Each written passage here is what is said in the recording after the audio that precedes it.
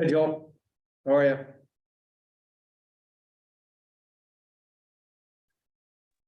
Hi. Okay. Couldn't find the unmute button for a while there. Check, check, check. Hey Joel, how are you? Good. I have to, Hi. Okay. Couldn't find the unmute button for a while there. check, check, check. Hey Joel, how are you? Good.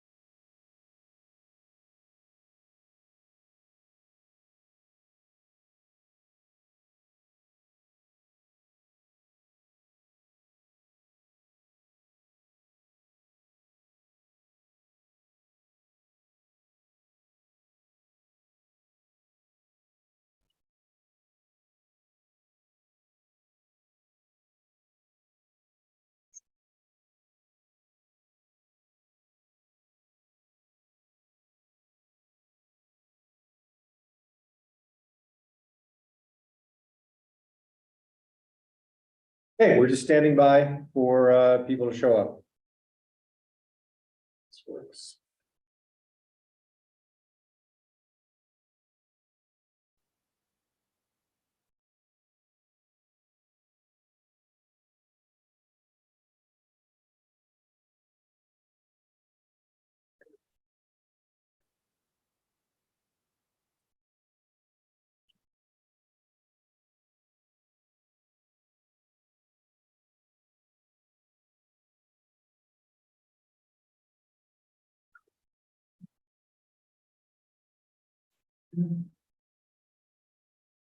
Check.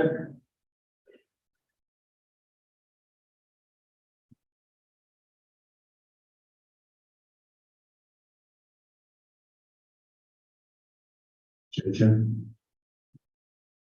That definitely helps. Hello with you, hello with you. Let me relax a little bit.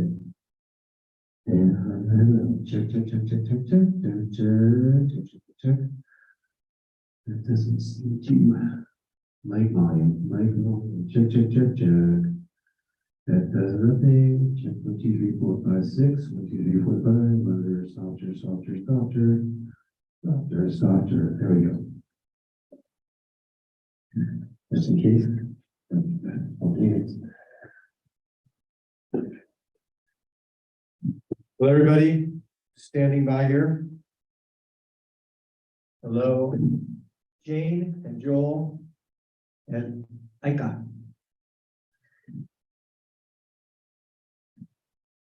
I don't know Ika yet.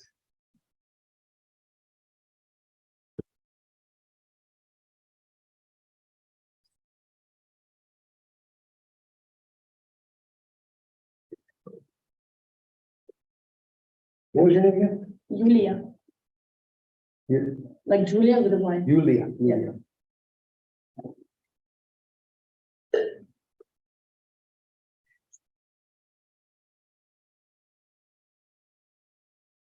All right, standing by, so more people show up. Be right back. BRB.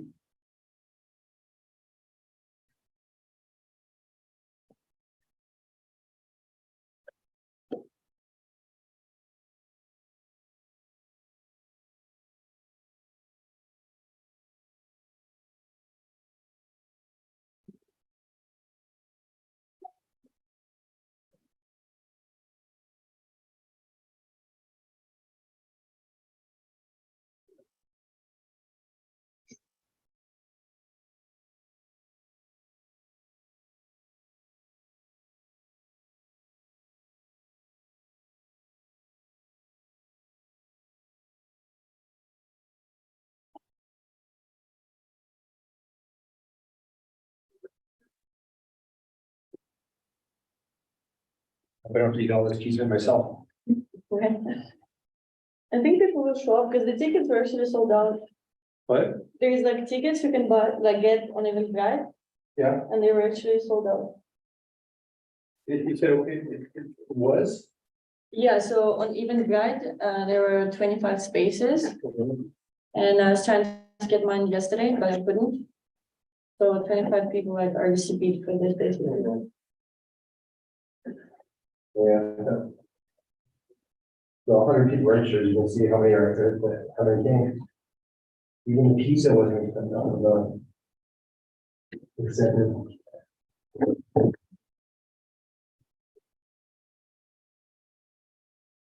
You didn't have your lunch yet? For dinner. Yeah. Good point. It's Go gonna ahead. be time. I'll eat after this, I just ate before. But I'm gonna be hungry in a couple hours, that's for sure. Ika, Ferrari. Who are you? Meet yourself and introduce yourself.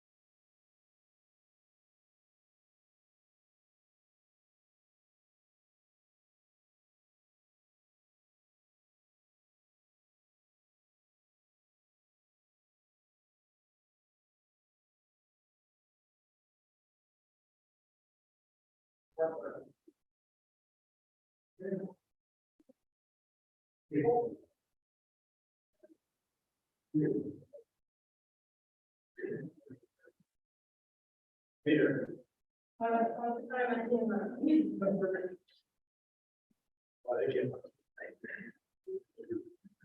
No reason, I guess I'll start.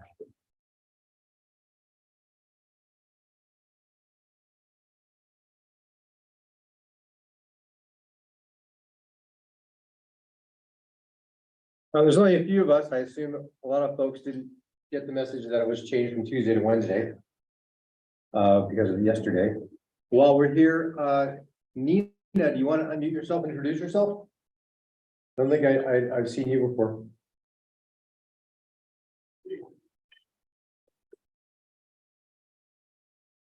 Can you all hear me okay? Oh, wait, I'm gonna change the, that's what I need to do.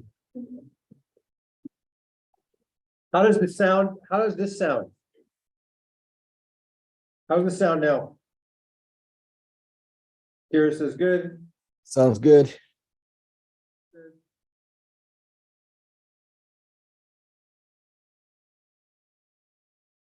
Kai, do you want to introduce yourself?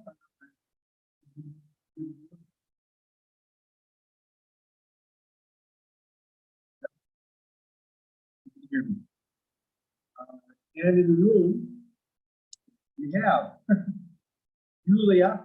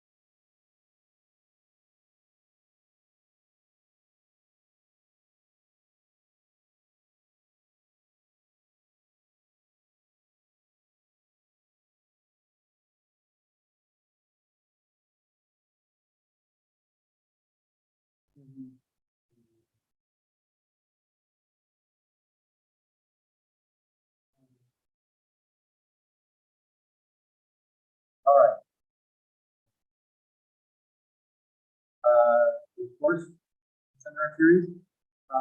There's one in the pink one. Right?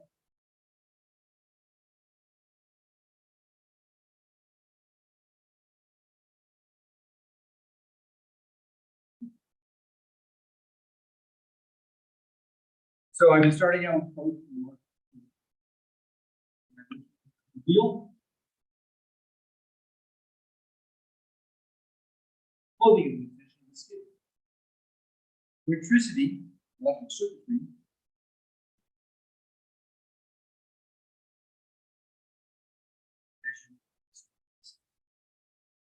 Book is an extension. So the question is, what is this? Solve the issue. Brain, I guess. Brain. That's the rhetorical question I'm thinking for this experiment. So the course is the reality. Universal media.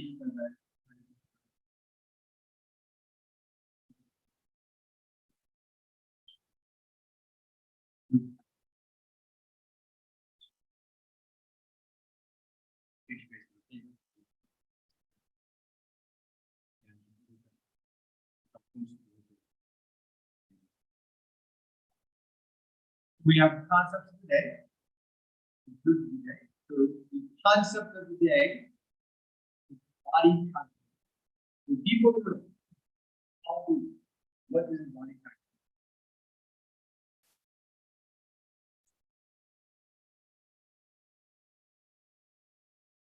So there is the chatbot GPT different definition.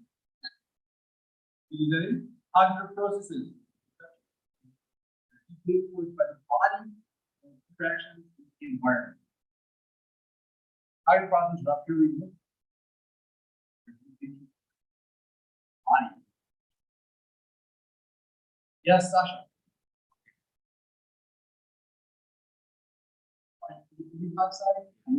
Yeah.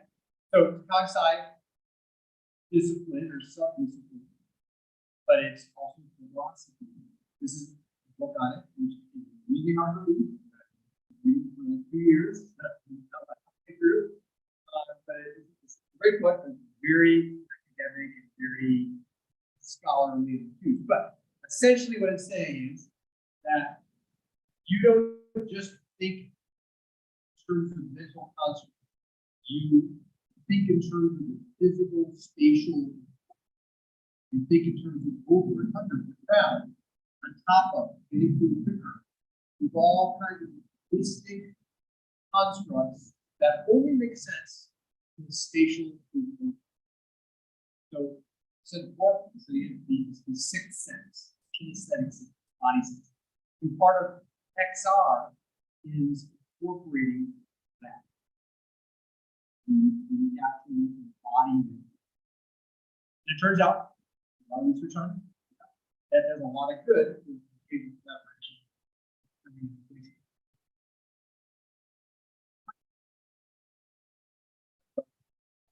Body cognition. So think about the body cognition during this lecture. Here's some terms that I want you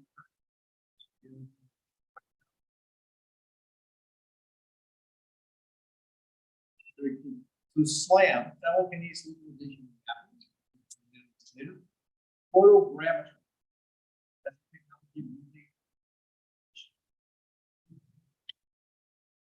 create three-dimensional images, three-dimensional LiDAR.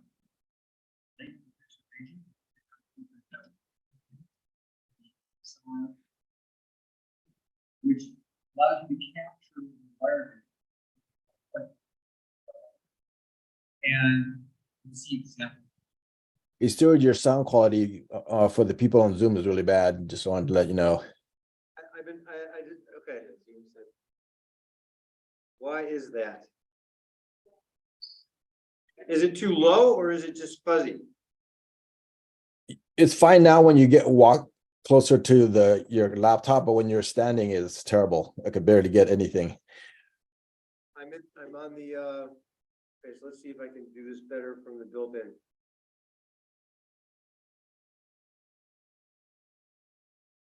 How does that sound? It sounds much better. How does it sound from here?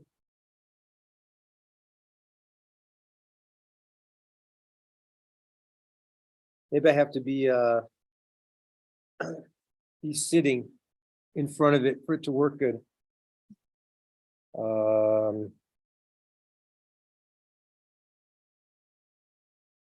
So it's how does it sound now? Okay, Joel says good. Okay, that was good. All right. Moving on from there. I wanted to recap our last guests. We had Jason Yim. We talked about augmented reality mostly and its application to a wide range of commercial things, mostly advertising, media, and some education. And then we had last time Greg Catano, who talked a lot about all sorts of immersive experiences, mostly location-based entertainment, location-based experiences. And tonight we're going to have a panel which will include, tonight's topic is science, education, and training applications of extended reality and immersive media. Dominique is a scientist here who's going to talk about using it for archaeology, anthropology, and a lot of other scientific research. I want you to get an appreciation of how this technology is used in science, not just for gaming or for entertainment or for nice, interesting experiential learning. We're going to get someone, I believe, from Nadir Weeble's lab, although Nadir couldn't come tonight.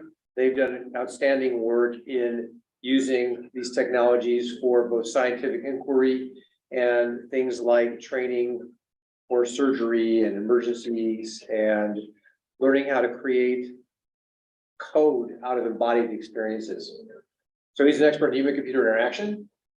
It's a great lab, lots of interesting projects. We're going to learn from him. And then my friend, Dr. Eric Veary, who's the director of the Arthur C. Clarke Center for Human Imagination, is going to drop by. He's going to talk about his experience, which goes back to the 70s in virtual reality and XR. He was here last night with me at the opening of the Maverick, which was a lot of fun. And he'll talk about some of the research that he's using XR VR for in their lab. So first, let's do our weekly news roundup. Yulia, do you have any news? It's the first time here, so I don't. No, Sasha, any XR news? Can't figure anything on the top of my head right now. And what's your name? My name is Mabel. Mabel, do you have any news for us in the XR world? I don't think so. Okay. Well, anything that I would have is like fairly out of date, because the last time I heard of Okay. heard about XR was on my life. Hortense, any news Yeah. we can use? I consulted with the Dramatists Guild of America to find out about copyright issues for anything that is generated via AI. And right now, you cannot copyright any kind of written materials that incorporate AI. But they also said that it's on a case-by-case basis to determine the artist's manipulation of the data in order to determine whether or not it would be protected by copyright. So. Interesting. Yeah, so they recommended that I go and like consult with their legal team if I do generate an original work using AI. Interesting. Well, that goes along with the Supreme Court case, which ruled in favor of the Andy Warhol estate, that you cannot just use a original piece of art and change it a little and sell it to a similar class. Complicated decision, but it has a lot of implications for generative art and all kinds of art. And it's now going to throw open a lot of interesting issues in the whole art world, and imagery of all kinds, and also even music or anything you can think of. What's derivative and what's not. The other big news is Apple's Worldwide Developer Conference is happening next week, and they allegedly are going to announce their mixed reality headset, and they'll give us a price, they'll give us capabilities. Some people say it may not even happen. Most people now say it's going to happen. Yes, Sasha, what have you heard? XR today and some other news outlet, XR Yeah. just got invited. They said what? They got invited. They got invited. Okay, so it it's seems like gonna happen. It's happening. So so this has been talked about for a decade. So it's highly anticipated, and a lot of people are scared, excited. We don't know. And I might have a viewing party for that here when it happens. I think it's 10 a.m. on what day is it? Tuesday, June the 2nd. I'm teaching. June teaching. We'll figure it out. There's Um, the Quest Gaming showcase is happening on June 1st. Yeah, so I gotta review the date. We'll see if we can have a little viewing party about that. Also last night, we had the opening of our companion studio that's right down the hall, called the Mixed Augmented Virtual Reality Experience Center, which is meant as a place where students can actually make content, produce content, and it'll be filled with tools and workstations, and that will have courses in the actual software and developer tools you can use. Welcome. Is that stuff still hot? Yes. Oh, yes. Hey, go ahead and have pizza while you're here. Those of you on Zoom, you cannot have any pizza. I'm gonna just keep on trucking. So tonight's topic is science, education, and training applications of immersive mixed reality and extended reality. So I'm gonna just truck on through, and our guests are gonna show up shortly after I'm done. How's my sound? Everything good? Online there? Sasha, you keeping track of our chat? Yes, So warm. that was earlier. Okay, sound good? All right. So there's lots of examples of this. There's hundreds. I mean, I drove myself crazy trying to articulate all of them. So I was gonna give you just a really broad overview. And then our guests are gonna go into detail on their specific fields. So you can get a sense of how science actually uses these tools to do actual science, and how you can really get into some very useful education and training using these tools. So it's not just a toy anymore. It's for real. And there's a lot of careers for these commercial applications. I want to really emphasize that too. So this is some of this I'm stretching the definition of extended reality a little bit, but the surgeon is doing laparoscopic surgery, but he's looking in a headset, right? He's not actually looking at the microscopic surgical tool. He's looking at an image of it. And he's also getting heads up information on the location of that tool, what it's doing. On the right there, you can see molecular structures being AR'd into a room, right? At room scale, with people walking around looking at them. And you can do that with mixed reality headsets, right? You can put on a pair of glasses like I have on there in the demo, and you can use it on your job. I'll show you some examples of that. You can look at built spaces virtually, right? That's a very common application now. My opinion on all this is it all starts with It all starts with this idea of simulation. And the real granddaddy of simulation is flight simulators. But I'm starting at the top. The most realistic augmented and virtual reality has been used in the military and in aviation for a long time. So none of this is brand new. It's new in the contexts that we're using it now and at the price points that we're getting in. But there's a lot of technology still left at the top end that's going to come down in price and going to be useful for everyone for a lot of different things.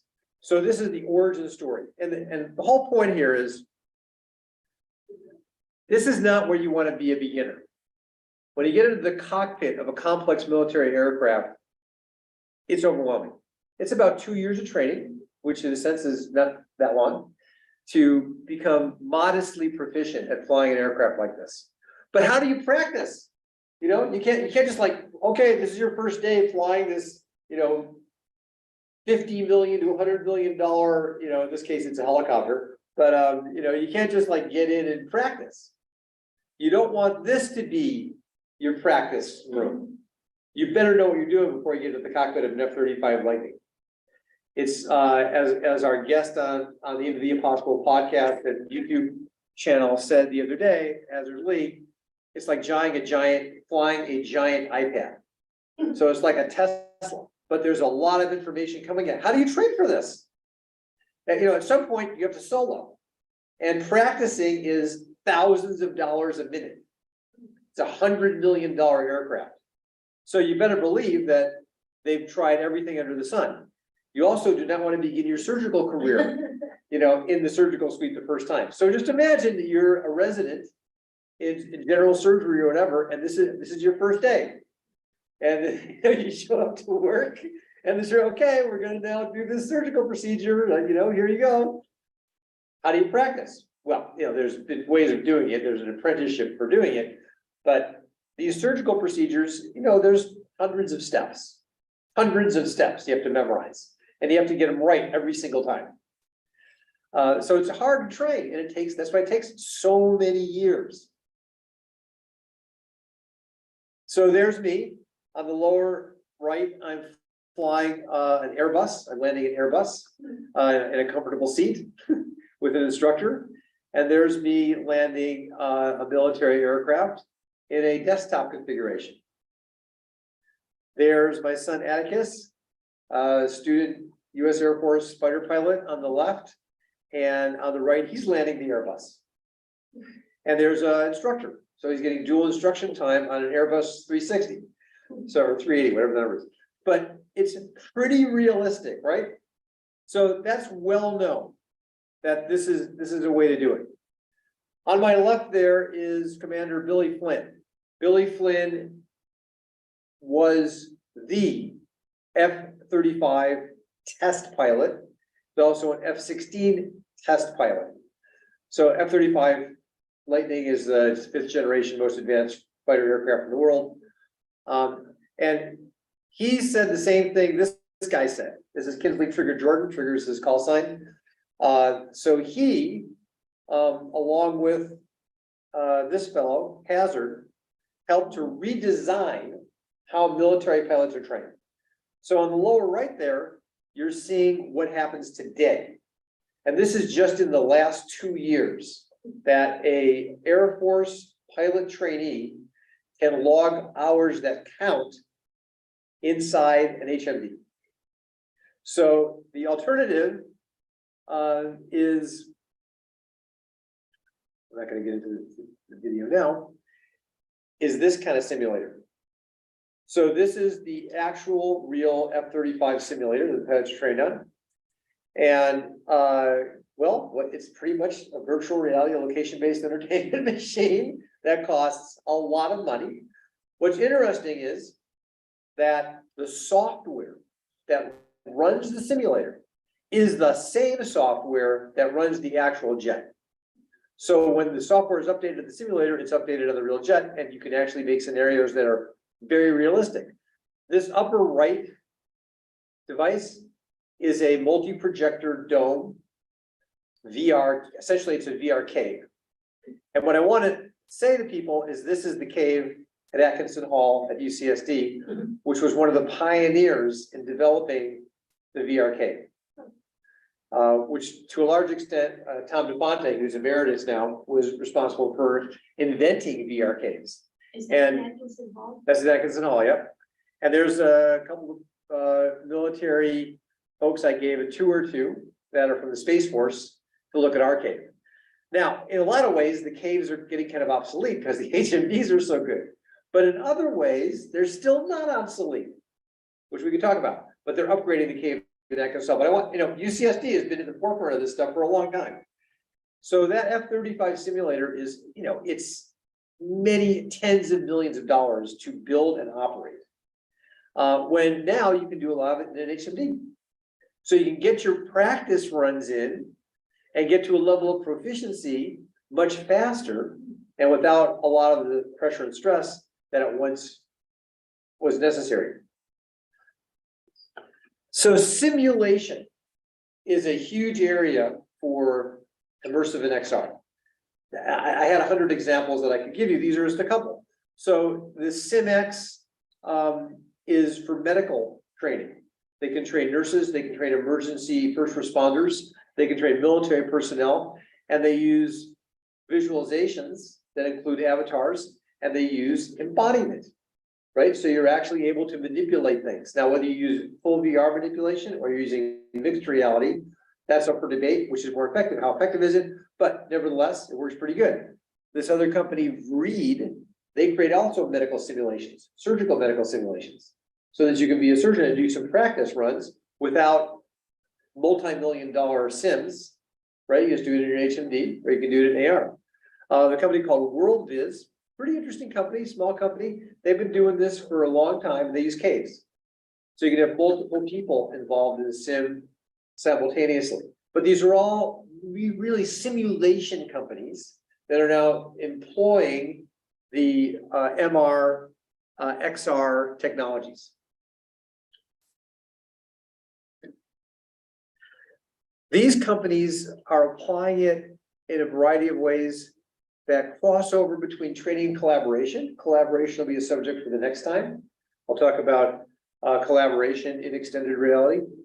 PTC has been doing this already for 6-7 years, and they allow you to train on very complex things using AR and MR augmentation. Nano was spun out of UCSD, and they allow collaboration and training in VR. They're a full VR company, no MR, on nano engineering, which includes molecular engineering, which their main customers are for drug discovery and for looking at new molecules and collaborating on them. Then there's a company, I just use these as quick examples for a quick overview, for a long time, called Striver. Striver is doing it for sports performance.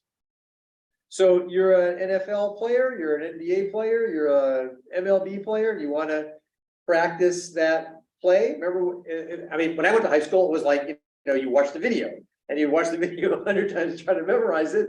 There's no way of really seeing that other than a flat screen. Now you can see it in a lot more verisimilitude, right? A lot more realism. Now, Striver, which is one of the things I want to point out, does not use computer graphics or computer animation. They use 3D video capture. Striver is also not using stereo 3D. They're using two-dimensional 360 video, which happens to end up being almost as good. So there's a lot of distinctions here in the technology, and there's the grades of it, and there's ways of using it that are really effective that may not require quite as much sophistication or computer power, but yet work really well. And Striver has now been doing this for 6-7 years, and they came out of Stanford, and they're just a kind of an amplification of video playback, if you will. Just a quick examples. The next category I want to cover in this lecture is on-the-job training and on-the-job aids, right? So that you are doing something that may be complex or dangerous.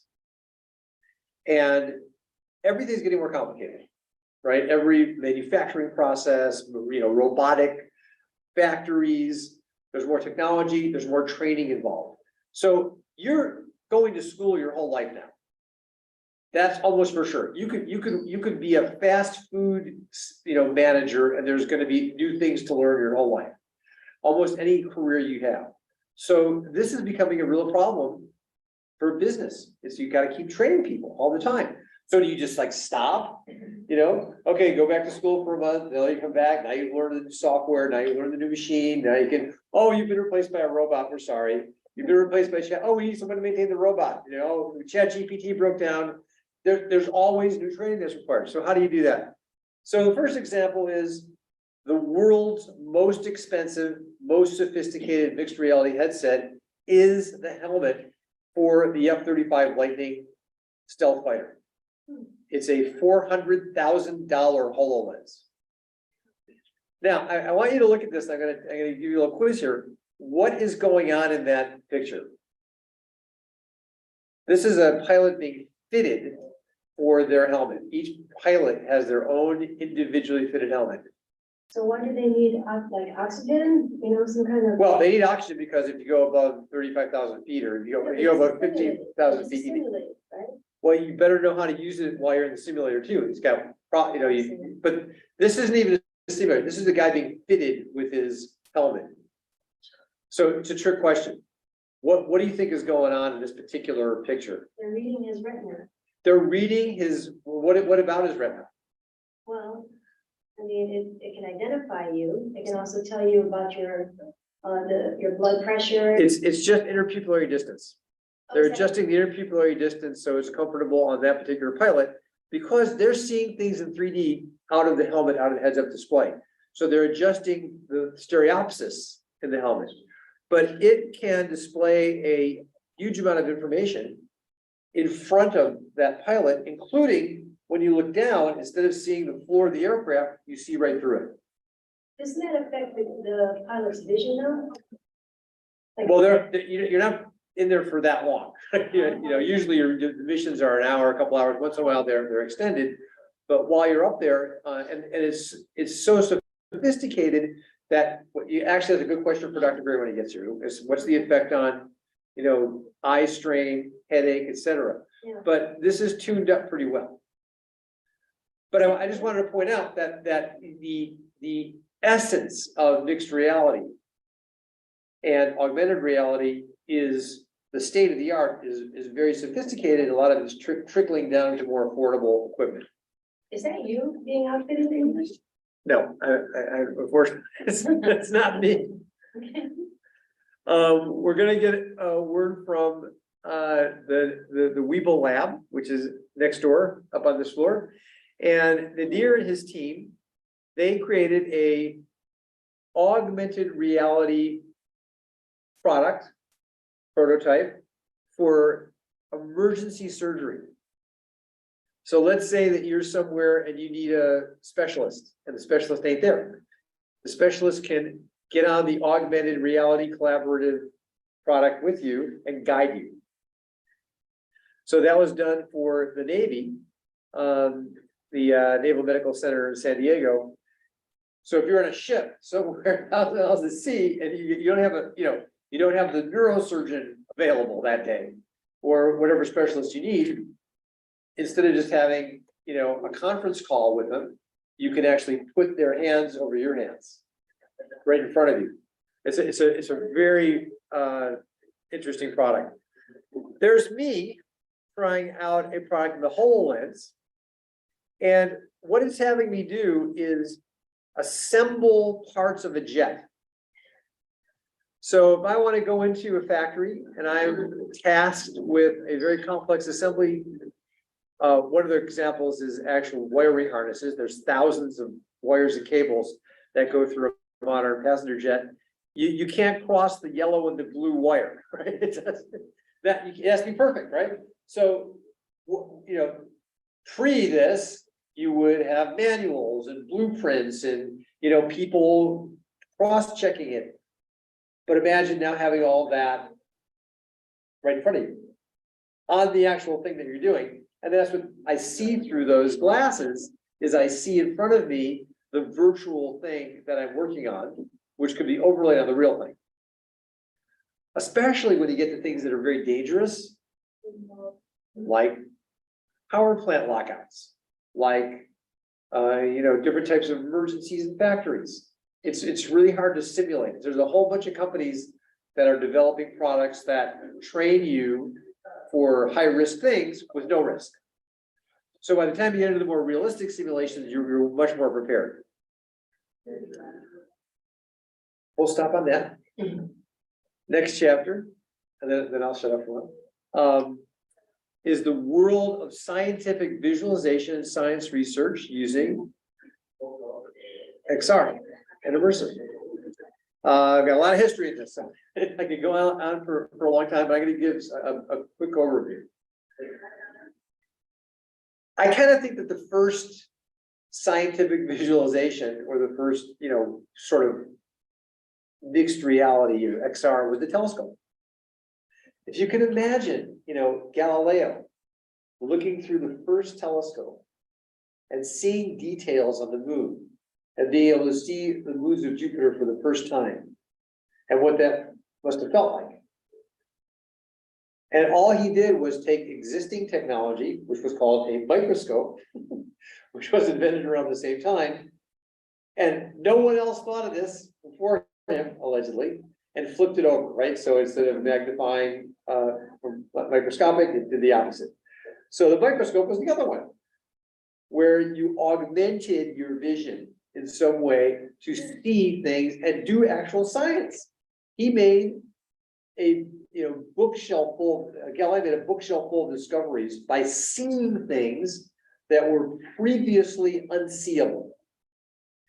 Then Leeuwenhoek opened up the whole field of microbiology simply by seeing things that were previously unseeable. So by making observations, you can make inferences, deductions, experiments, and thus science. The bottom picture right here is the first drawings of solar flares and sunspots. When? That was made in 18, don't ask me this now, ChatGPT. ChatGPT, so no ChatGPT. I can't remember the date, but it was projected imagery, and this researcher would trace it. No one could look at the sun, never had images of the sun. You never could look at the sun, or there were no photographic images of the surface of the sun. And he was able to trace these images, and it corresponded with one of the largest solar weather events ever recorded. And it took out the telegraph system around the world. It's called the Carrington event. And corresponding to the Carrington event was this discovery that this type of event corresponded to sunspots, which created a whole field of solar physics that we do a lot of over at the Center for Astrophysics and Space Sciences. That's me, obviously, in front of a framed cover of a magazine, which I used to subscribe to, was called Computer Graphics. And that happens to be on a wall. I just stumbled onto this over on campus at the Supercomputer Center. And on that same wall, there's a bunch of other covers. And these are computer generated images of microbiological things, of molecular things, of mathematical things that don't exist in reality. So your school has something called the San Diego Supercomputer Center, and it was one of several supercomputer centers. The main one, or the biggest one for a while, was the University of Illinois, which I happen to have licensed technology out of, where I met this man, Larry Smarr, who ran the National Center for Supercomputing Applications at the University of Illinois Champaign-Urbana for over a dozen years. And then he came here. So when I moved to San Diego, the first person I knew was Larry Smarr. That's not the only person I knew, which is basically how I ended up at UCSD. He's now kind of retired, but he kind of was a superhero in the world of scientific visualization and computing. And you have a physics professor here, Donald Norman, who also actually figures in my story of learning about scientific visualization.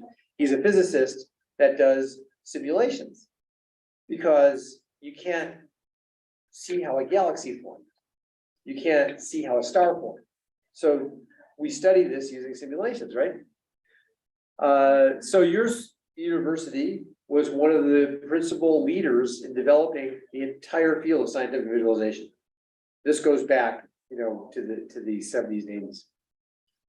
So here's some examples.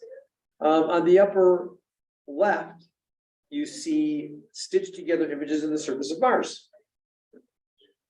So those images, they're not like photograph, right? They're not actual photographs that you took on an iPhone. They are processed into images and then stitched together. On the upper right, you see visualizations of weather systems on gigantic screens. So interestingly, there's certain things you can infer and deduce by seeing a massive amount of data simultaneously that you can't do any other way. Like by flipping through 100 pages of the data, or by squishing it down to the size of a small screen.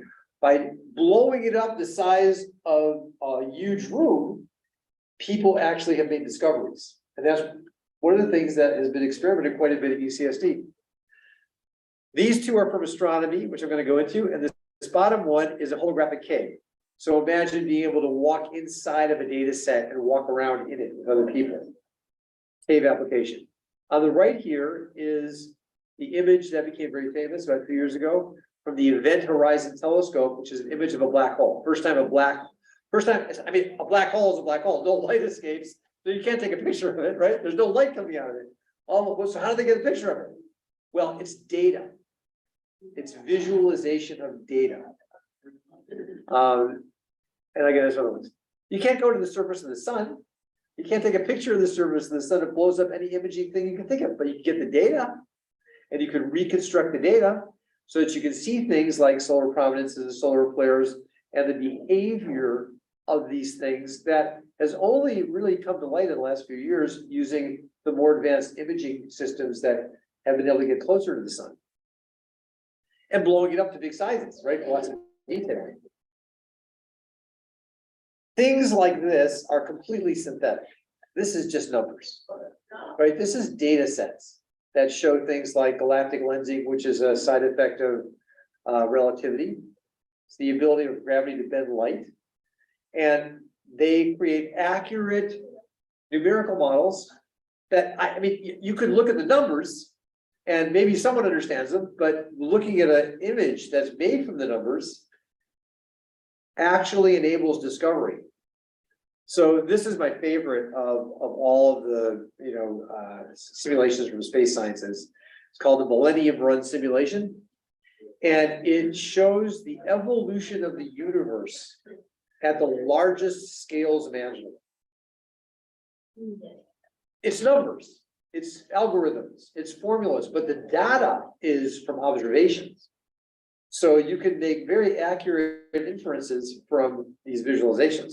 What did you say, Stuart? The evolution of the universe at the largest scales of what? At the observable limits Okay. to what is knowable with the data that you can collect. But later I can show you the movie of it. But it shows you, galaxy clusters, superclusters, networks of superclusters. And what it does is it validated the idea that the universe is at the biggest scale is homogeneous. It's like you put it into a blender and you mix it up enough, it all looks the same. But there's local differences, but at a big enough scale, it's very much homogeneous. This is Professor Norman's data, which is how galaxies form. This is a snapshot of an animated movie of galaxy formation. Because you only have data at different stages of what you can observe. You can't see a galaxy form, right? This is the Millennium Simulation, a short movie of it, where you can see this spider web of matter and energy. Hi, Dominic. Yeah, you're too early, but you can still come, you can have pizza. So am I coming in the middle of the seminar? Is that how? I'm gonna pause and then we'll reset. Okay.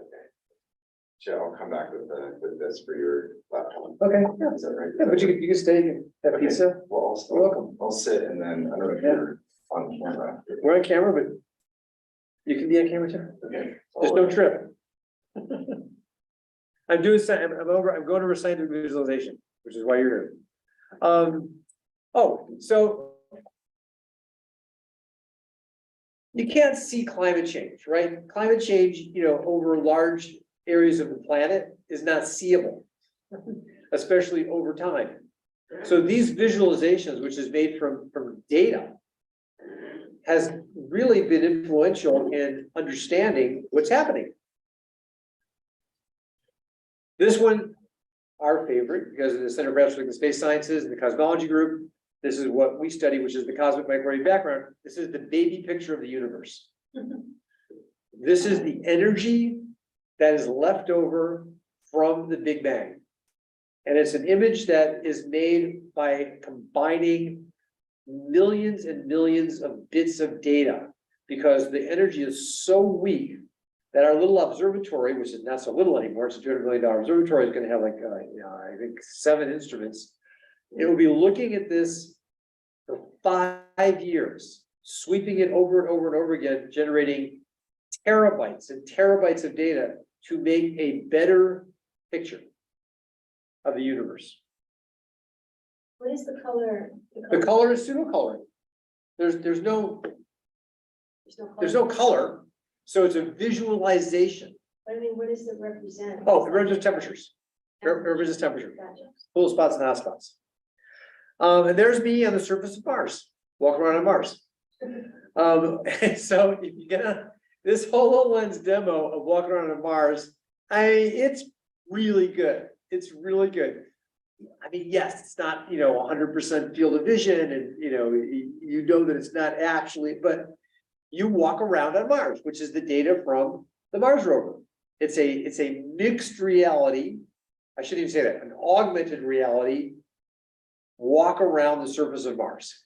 And NASA traveled with this to different festivals and shows where I got to see it. It was in Tribeca? Was it in Tribeca?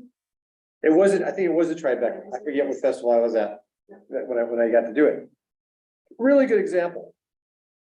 So now actually we're gonna overlap with what Dominic's gonna talk about is digital twinning or reality capture. We're gonna get into this more in the next couple classes when we talk about production tools.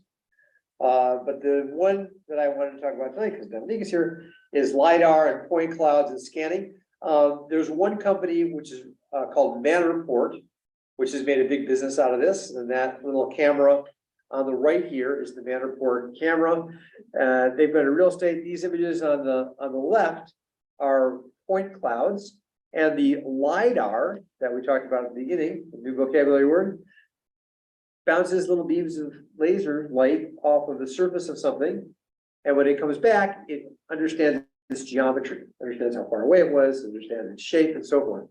A big application for it, which I have to give a shout out to Scott Peck, my favorite realtor,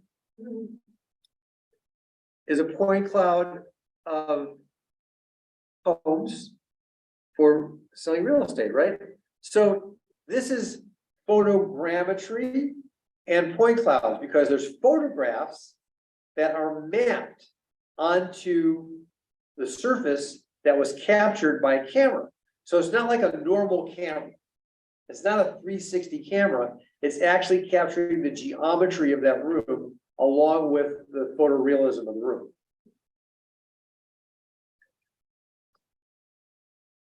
How long does it take to take a photo like that? You do the whole house in a couple hours. They're in and out of there in 3 hours. That other Dominique can get into more of this, is there's different techniques of being able to map things with incredible precision. So this SLAM technique, Qualcomm is now building it into chips. You can talk more about that. Steal the thunder for that. And this is Downlink's lab, which I won't talk about too much. They're gigantic point clouds that they can use for all sorts of things, which you'll talk about, right? Yeah, I mean, I'll touch on some of this, but one particular case study, I guess. Yeah. I'm prepared to share. What is it, 1 billion points? Is this one? Well, more than a billion. More than 1 billion. I'll let you talk about it.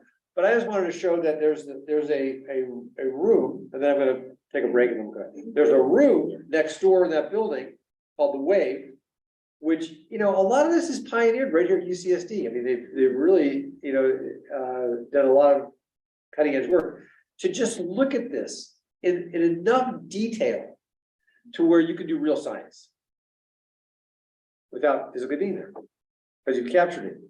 These walls, these giant video walls, let you see things that you couldn't see any other way. It just, you couldn't without actually the scale of the physical scale of it, which I find kind of interesting. Finally, there's a couple of other more esoteric ones. I did have a career as an intelligence analyst, and we take very abstract kinds of data called network analysis. These are point clouds, and you can look at relationships, these scatter plots in 3D. You can actually get inside of them, and you can see things that you couldn't see any other way, like ideological groupings based upon patterns of communication over the internet. And then you can go in and do semantic analysis, and you can find out if they're bad guys or good guys, what the signals are and what the noise. So interesting things like that. So I'm gonna now take a break, and we'll reset so that our guests can have the floor. So everyone in Zoom land. Good. Hello, everybody. Any questions before we take a break?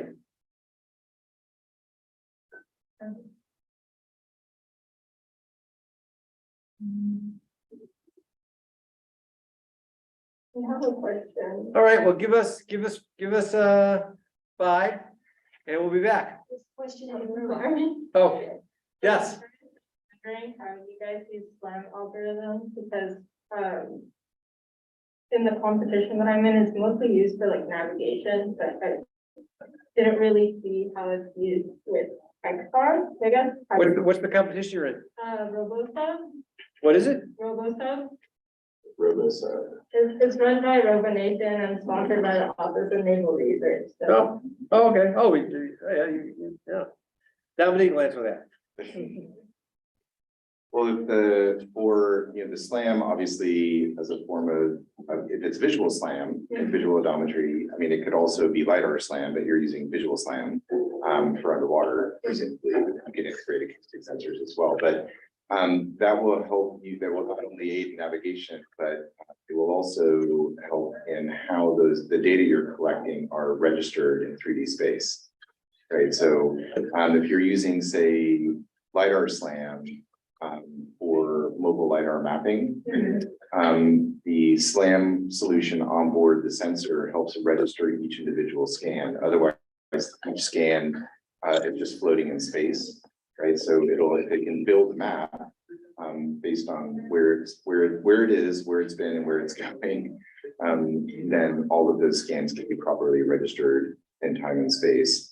In terms of local coordinates, right? You won't know global coordinates unless you have another sensor input, like a RTK GPS or something. So, we use it for a number of applications, but certainly for mobile LiDAR mapping, it's really the only way to register all of this game data. So I'm going to take a break for a couple of minutes, and then I'll reset you guys up here. So Have the owl. I'm gonna have you have a free USB. I do, of course. I like to unplug. You better to do this with your laptop. I brought some slides that I don't know Yeah. the best way to accomplish it, but Easy. so what we'll do.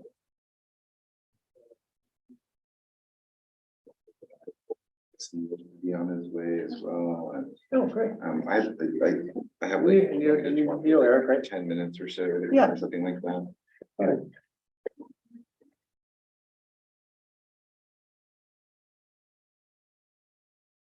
So open the, go into the drive.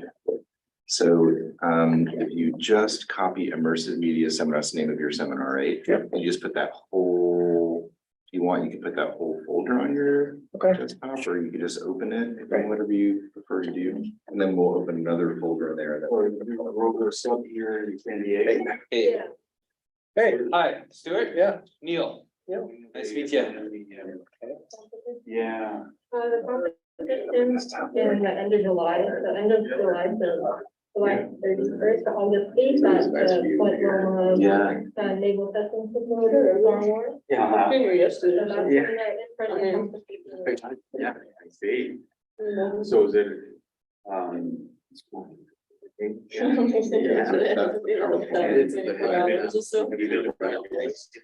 so it's the facility up there on the rock. You can't just put the Yeah. on your Yeah. desktop. Because it needs to Yeah, be for those Put other. it all. It's a lot clearer now, so, So, and a better resolution. so who's running the competition right now? I'm trying to edit They're basically, there's our offices. they're Sure. to render. Well, It's because I'm studying it on like. Yeah. So I've seen it, make it, yeah, really realistic. And so Well, they hadn't done it for a while. It's a video, so it has to be rendered. Yes, of course. It's like everything And it else. just takes hours, but I'm rendering another angle. Because I want to go to the real. The Front. I build nine, Yeah. other side, then from the back or something. Filming in your class across from you. So I'm making more seating. Yes, it is, yeah. But yeah, I want to post it. So does everything, the other, the whole folders. It takes long. Okay, so then it'll play as PowerPoint, and then if I don't know. That's the only thing. It's a Okay, function if that that's has. dance or something, while you sit here and we sit over there, sort of thing. or- I see. Yeah, you can sit up here. Excited about it. The owl back sort of. And then it's all. Okay, good. All right, I'll, So I'm just keep be right making back. that. So you get set up on Yeah. your computer. They just take a really long time. The filters don't take too long. I can put filter in like a day, but this takes a lot And who longer. are But these it's like. inspiration people? So are you, working with the deer? Actually, I share the same VR space with some of the classes I teach there.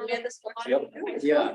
But, and you're talking about maybe next year teaching a course together, co-teaching, one of the VR Person classes. that we work with is Jack Silver. Just the fact that we have a VR class.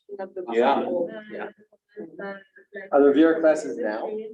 And Um, then Jack also works at. The class that Derek's teaching now, it's more AR, but it teaches all the kind of basic concepts and different complexities of developing for your synonymous VR, AR. Cool. Is it in, where's the class taught? What department? So, CSE, Okay, so we have a scary. VR lab in the city. yeah, what's, so there was these teaching, I mean, Jurgen was Unity in there, and there was like. You get used to it, like a lot of it's That's still standard. there. It's like, Yeah, it's still there. And is it, C++. what are the HMDs, what are the? Year, what's the year? Well, they just upgraded it to 2080s in the GPUs. And they have lots of Quest 2, Oculus Quest 2. So they have these? displays, yeah. No, not This is like the typical thing. So spatial computing? Yeah. Camera. This is all. Yeah, so when you got teed up for I don't. projects. Well, we just finished, It's pretty big, but it's mainly just because of. Oh, yes. Facebook, like one that just makes your skin like photo. Well, people are very unaware of all the Wow. things on campus that So you have do fake record. XR. it's gonna be. Oh, my gosh. So, you know, another episode. Now, now we can add. But I want to try to make evolve to kind of entry level for everybody. Well, you should get them in the Know low. all about it. Yeah, we'll figure out what their lane is. So right now, there's no extra real on that. So how long is it gonna go for? Give it something. It's just full. Yes. Just in fact, so you're gonna have 5 seconds. 5 seconds. Have like first time scheduled for December. Then they opened up the thing next door. We're last doing night. those Yeah. surgeries, like I wasn't able to make it. I already had a commitment. I really There's all wanted. kinds of stuff. That's fun. As Standard, well like, as my I'm clinics still and- figuring out what to do, how to get people. You guys know? Yeah, we're in the same lab. Okay. We're same, You we coexist in the same space. you wanna make it look. Good. So It's been a long. I was. I was thinking of having a viewing party for the Oh, I've seen them before. every Worldwide single- Developer Conference announcement. People like. Oh, yeah. And so- I didn't see the announcement, but Yeah, I saw the. especially when I see Apple. usually 24 We'll see. like that. Lots of speculation. Yeah, but usually 50. I saw I them. I saw always the, like recommend yes. below me, So but I think they have to make it a little more sexy than construction drawings. Like, it doesn't, you can't really, That's my the thing. crappy part with construction drawings is that you can't like see it. Yeah. Yeah, rather than. Yeah, you can't really, you have to test it when you're back. Okay. Yeah. Cool. So how you course. test it, Wow. if it's linked to your like Instagram or something. That's great. There's actually Yeah, a You course can on like this. send it, yeah, you can send it yourself. And then you took. I don't think people even know about it. No, when you're testing it, no. Well, No? secret. But when Oh, I've when you done, publish you it, can they're gonna publish send it, it. yeah. I don't really get the point. Yeah. We kind of do the panel style. Yeah. Venice Canal. If there's something that. Internet, 10 or 15. When Sorry, the picture, 24, I thought it was less, sorry. Yeah. That's funny. I'll move quickly. Keep it light. Well, not this year. Hey, Hey, man, man, so yeah, are we on tomorrow or not? Like I this don't filter, they're- think so because neither Dan and I. Okay, well, that's fine. I have, Yeah, I have, I remember, it was like. yeah, but we don't do it. yeah, but you saw the doc, didn't you, right? God, I did. Well, Yeah. we did a little work. Anyways, I one mean, of the well, images someone in will the have background, to just do it. Just be here. Okay.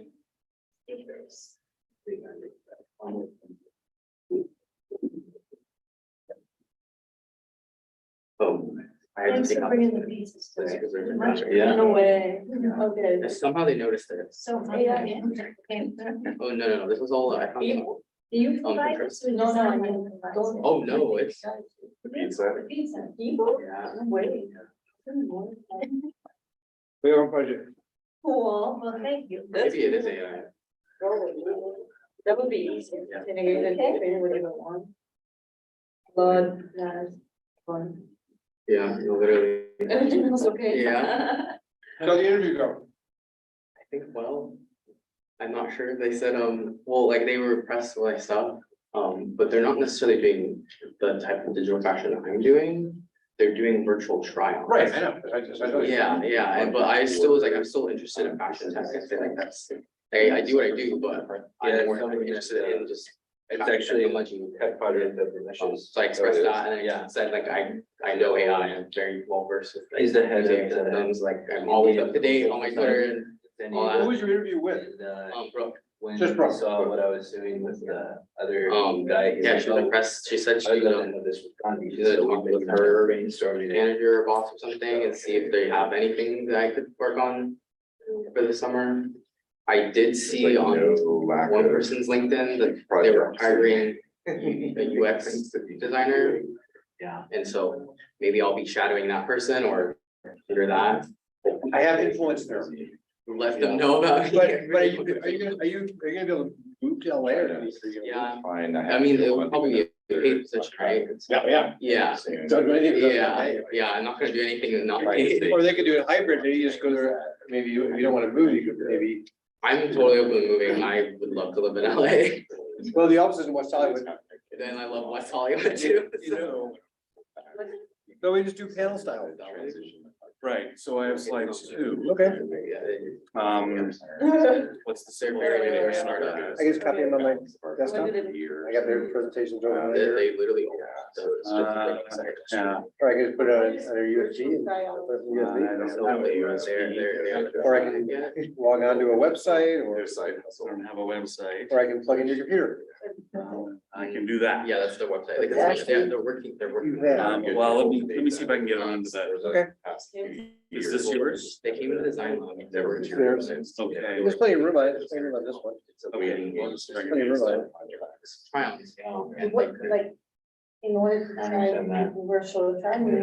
Hello, people in Zoom land. So what they were telling me, it was that basically it's like you upload a picture or something. And then I like this camera that it gives you. But you don't need to do that. Yeah, no, it's great. That thing really works good. But they can't talk about it. We have this one, which is after the. Yeah. It is. We have this thing, which is better than that thing.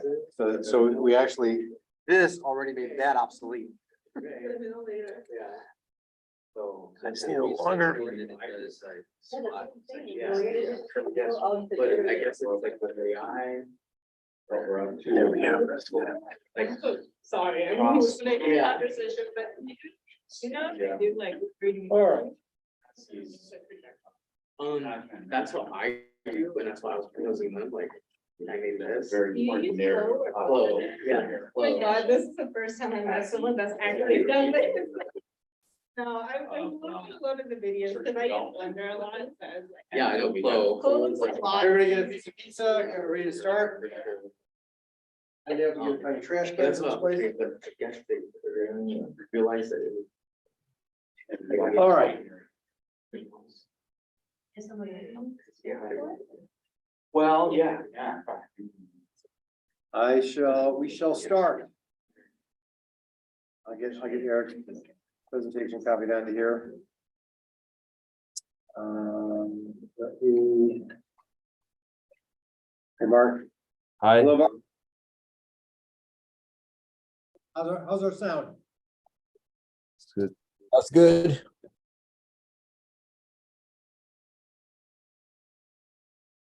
Let's go first. Are we gonna go first? Sure. First of all, I can introduce you yourself as well. So I have, tonight's topic was scientific applications, education, training. And we have a lot going on at UCSD, which I wanted to help emphasize that in this course, and we're going to record it and we're going to publish it. So I put together a small panel this afternoon of some of the scientists that are actually working with these tools to do real science and also higher education. And you're research scientists. You're research scientists.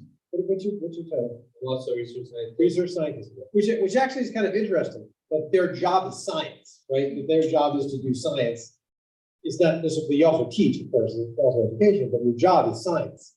And you're using these tools to do real science. It's not just games and, advertising and stuff like that. And Dr. Giri is also a professor. He teaches in medical school. He's the director of the Arthur C. Clarke. It's the Arthur C. Clarke Institute for Human Imagination, Center for Human Imagination, and he's using mixed reality for doing real science. And he's been working in VR, which I'll tell you about, since day one, since the early days, right? Where the history, everybody talking about Tom Furness and the history of virtual reality and the history of XR. Well, Dr. Gary was there in the lab, human interaction, hitman. So I am going to let Dominique introduce himself. I'm going to share the screen. So you can see his slides.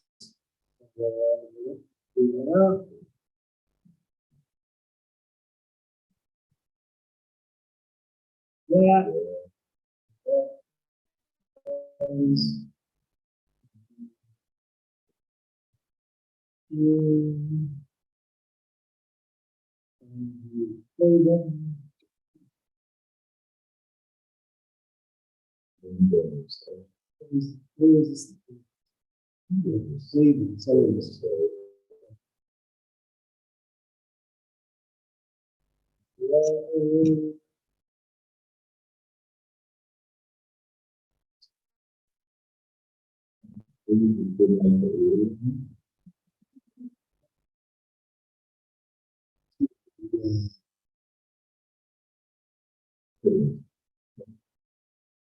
Now, people on Zoom, are you seeing the shared screen? No, I don't see it.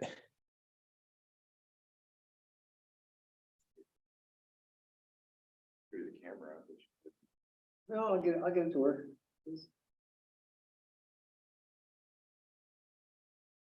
Just give us a second here to figure out. They're trying to take a break. Let's go down with Zoom.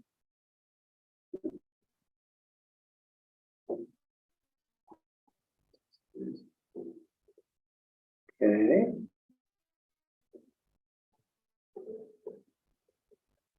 Well, you could just Give me jump a in second. if you wanna, while you're. Yeah, I mean, if it doesn't work, I think it's fine with just the camera on top of the owl. I mean, that That's gonna be a little. might be good enough. So Debbie, why don't you just introduce yourself Yeah. to start with, and I'll go around with I this. know I had a sort of a provocative slide there to sort of introduce one of our projects, but as Stuart mentioned, a research scientist here at UC San Diego at the Qualcomm Institute, along with Neil. And we're I initiative and also an associate director of the Scripps Center for Marine Archaeology. So I'm an archaeologist, but work with engineering students, staff, and faculty. And I've been here, I think now 6 or 7 years. And the project that I wanted to talk about today is a very specific example of how we use these data to facilitate research. And, you know, I would argue that there's maybe, well, certainly a proliferation of 3D models out there, maybe too many people, you know, scanning natural and cultural heritage sites all around the world. And we're kind of confronted with a number of these models that spin around in front of us, and they look impressive and beautiful and whatnot. And they no doubt have their value in terms of outreach and engagement. Education can serve certain didactic purposes, but for our lab, we really don't focus on creating beautiful things. We create things that the scientists are asking us for, and very often those are maybe the kinds of models that might be a little bit or somewhat less relatable. But at the same time, they help us be able to see or observe or understand something about a particular environment that otherwise might be impossible. And so for me, that's really where, you know, I'll put down the pen and paper and switch to a particular modality, you know, is when those technologies actually constitute or represent some kind of benefit in doing science that enable us to conduct maybe the kinds of analyses that otherwise are quite challenging. And so the site that I really want to talk about quickly today was the site of Hoyo Negro. This is a submerged lake Pleistocene site on the Yucatan Peninsula. It's a site that's in 140 feet of water. This is marine water. So at this time, I think we could probably, is it sharing right now? It looks like we're good. We can. You guys are seeing it? Yeah. Okay. Yeah, we can pop to the next slide. So as many of you probably know, at the end of the last ice age, sea levels were up to 100 meters lower than they are today, right? So our coast of California looked very different, but certainly areas with lower topographic relief looked very, very different. So many of these caves, all of these caves, you can see the diver moving through this passageway. These caves were dry, right? So we know speleothems only form in dry cave environments. And so these caves were dry at the end of the last glacial maximum. And animals and humans were making their way into these caves. Pleistocene megafauna, for example, Paleo-Americans, the first Americans, the peoples who first entered the Americas about 18,000 years ago, were finding their way into these caves, meeting their demise, and are now there for us to discover. These are remote and hostile environments. They're difficult to image. And so we switched to a broadly used, readily adoptable and adaptable mode of documentation for 3D reconstruction, which is photogrammetry, which is familiar to all of us. So we'll go to the next slide. So the site is a pit deep inside this cave. We're totally underwater now. We're in marine water. Up above is fresh water floating on marine water. And at the bottom is an extraordinarily well-preserved diverse assemblage of Pleistocene fauna. These are animals that were walking around inside the cave. They can't resolve lights, completely dark. They walk off the edge of this pit right here and to their demise down below. So next slide. Okay. And so what do we find down there? Well, we can spend a lot of time going into how incredible this assemblage is. If you think of like La Brea tar pits without the tar, right? So we have elephants. This is an extinct proboscidean, a gopathere. You see its broken femur here in pelvis. Next slide. This is a bone from a new genus and species of giant ground sloth. We have 2 new species of giant ground sloth in this cave. Next slide. And human as well. So this is a skeleton of a woman who fell into the cave, young woman around 14 to 15 years of age. This was about 13,000 years ago, 12,800 years ago to 13,000 years ago. And all of the documentation of these bones primarily or originally had to be done in situ. So that means the only skeletal remains that we removed to get more detailed information for those areas that otherwise would be occluded by imaging them in situ would be the human cranium. And so that was left in its environmental water and then set up for photogrammetry. So you can go to the next slide. So I just want to give you like set and setting, then we're going to provide a very specific example. So here we are on this pit. It's a confluence of these now submerged underground rivers, right? So these are caves that are completely flooded. And then next slide. Cross section, you can see how our death trap works here, human and animal falling off the edge of the cliff. Next slide. And what I want to talk about today is our giant ground sloth. This is the Shasta giant ground sloth. This is not exactly like the megalodicid that we have inside Hoya Negro, but just gives you an overview of the Pleistocene fauna, or the fauna that were walking around in Mexico at the end of the last ice age. Next slide. So we use a number of different techniques to create our digital twin. So fundamentally, we build out a model of the cave that is essentially multi-resolution. So this is through photogrammetry. So we have the gross morphology of the cave that's captured by taking photographs at a certain distance from the walls and floors of the cave. Then when a particular deposit is identified, that's imaged much closer. Different camera settings, different lens, different port. We're capturing more images for overall a denser point cloud and greater fidelity and level of detail. But when we have that, we can go back to the other one. So when we have that digital twin, as you know, from medical imaging, there is no one technique that will necessarily give you a view of anatomy that might meet every possible requirement or expectation. So you use different imaging modalities to reveal something different about different anatomies or geometries. So for our bones, they all get CT scanned. We do X-ray, we do in situ photogrammetry, we do tabletop photogrammetry, and we do structured light scanning using, in this case, the Artex Space Fighter, which is a metrology grade, medical grade scanner. And we can bring all of those data back into the digital twin, right? And that's important because when you consult a particular specimen, you want to be able to view not just the surface geometry, but you might be interested in the volumetric data and the intercranial geometry to be able to actually view the voxel data in the same space that you're viewing the point data or the mesh data or any other kind of data. And that's what we want to focus on, is giving the scientists the full picture, the full suite, the full corpus of data that can be viewed within the digital twin. So next slide. So for our, so I mean, we can go ahead, if you just click your advanced button, it'll just play this video. I should, or maybe not.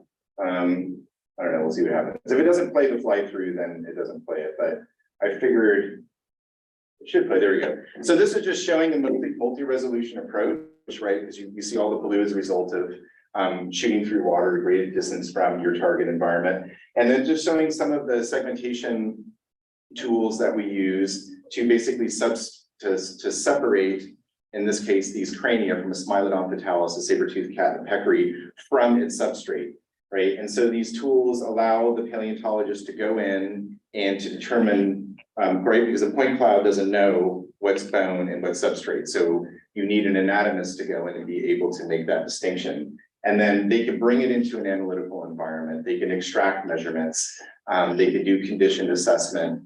And they could decide ultimately, is this a specimen that we're going to recover, et cetera. So this just gives you an example of it. And some of those tools with the point-based visual analytics engine, this core that we're using, allows the user to script new brushes, for example, for segmentation and the like. So you can go to the next slide. Any question? And I'm gonna see. Come back online.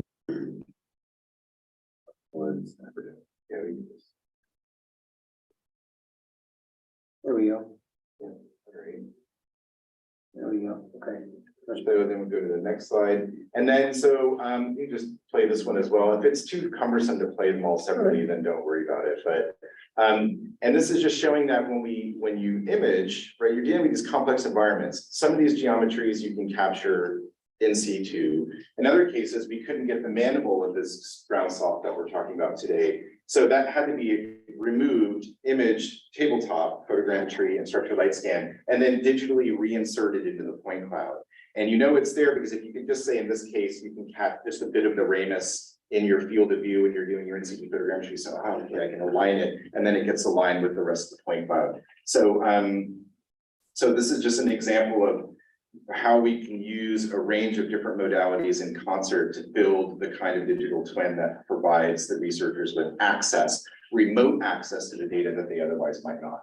So next. So just like a quick question, what are things that you could accomplish looking at it this way that you might not have been able to? Yeah, site formation processes, right? So we want to understand how these animals came to be in this cave and how they came to make up the sort of paleontological record. So, and that study is called taphonomy. It's a study of humans and animals when they become part of the archaeological or paleontological record. It's the natural and sometimes cultural forces that act on those remains to produce what we find as paleontologists and archaeologists.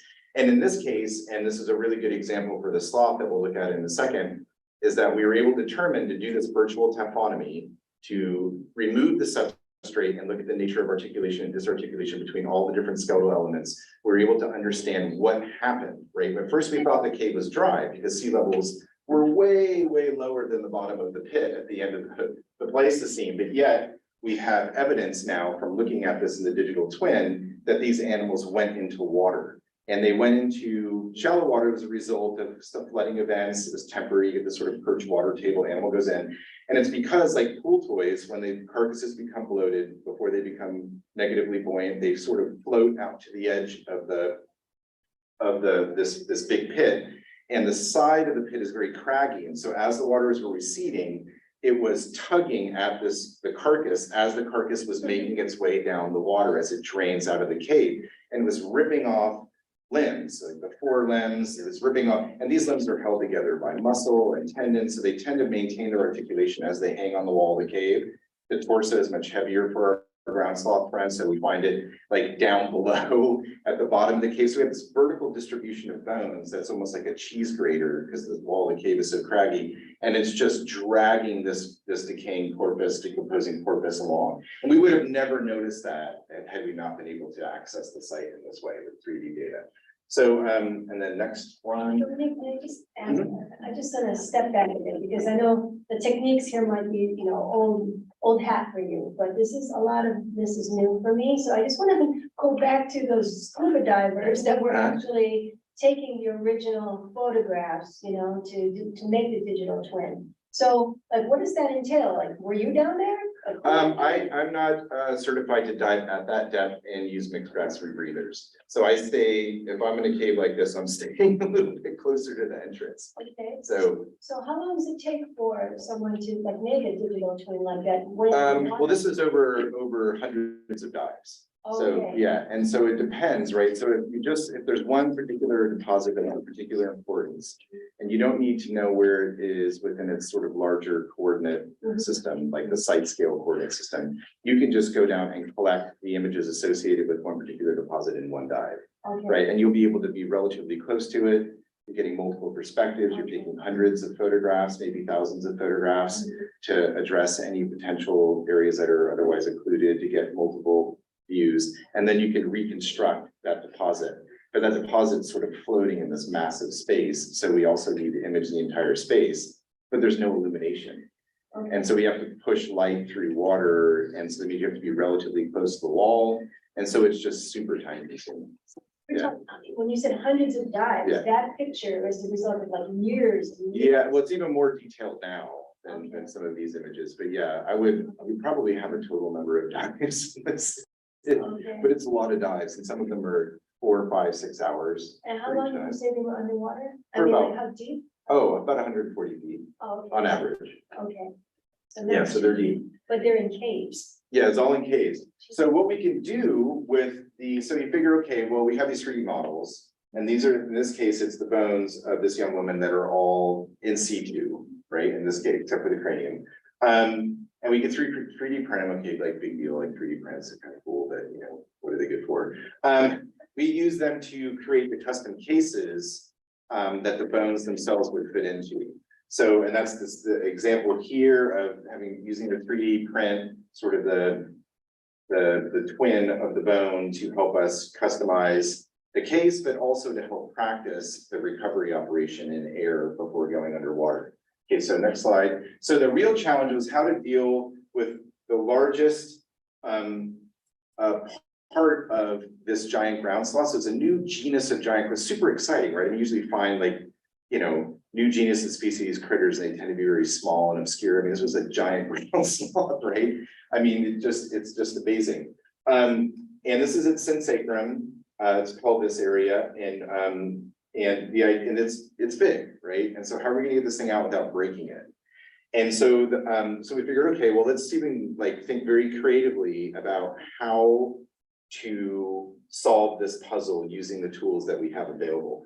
So the first order was working with the in situ model, right? So now you can only see one side of the pelvis. We have no idea what the geometry looks like on the other side. But nevertheless, we can go in and basically segment the points that are associated with the pelvis, get creative about other bones and material that are laying on top of the ilia here, and be able to digitally remove them and then try to match them up based on symmetry, and then start working towards this surface. So next slide. So the idea then was to, since some of these areas were included, to create a hypothetical extension or approximation of what the other ilium looked like, and then build a cradle that was going to mate the side of the bone that is known, right? And so so that meant that whatever we do, you can go to the next slide. I only have a few more slides. I won't keep you here for too long. That we had to come up with something that was going to go on top of the bone and then be able to attach to it so we can flip it over, and then the divers can attach lift bags and move it out, because we don't know what the other side looks like.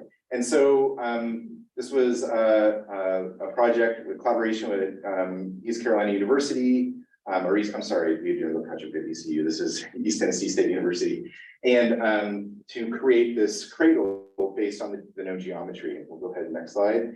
And so this was CNC'd out of surfboard foam, then glassed, and then affixed to a backing. And then next slide. And then here's the divers bringing it in. You have a conformal layer that's on top of the layer that is there as a support, which is based on the known geometry. The conformal layer will provide cushioning, and will be able to address any sort of irregularities or inaccuracies in the underlying structure of the cradle. And next slide. And a successful flip and recovery. And so I should mention that we do all of this. So this all starts with photogrammetry, right?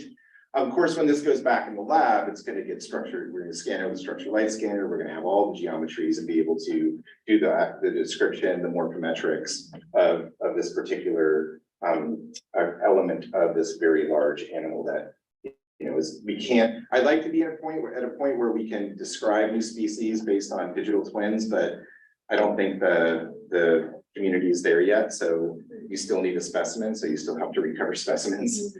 And so next slide. And then, so what we do is we practice all of this here on campus, both in the Sun Cave, less frequently, but in the Wave Lab, which is right next door. So the divers come here, they put on their 3D glasses, we bring up the data, and we interact with each other. So, okay, you stand over here, I stand over here. Okay, we're gonna come over here at exactly this time. Okay, where are we gonna put down the box? We'll put down the box over here. And you're doing all this in stereo in a space where you can, like the Mars simulator, simulate activities or tasks that you're gonna conduct in that environment.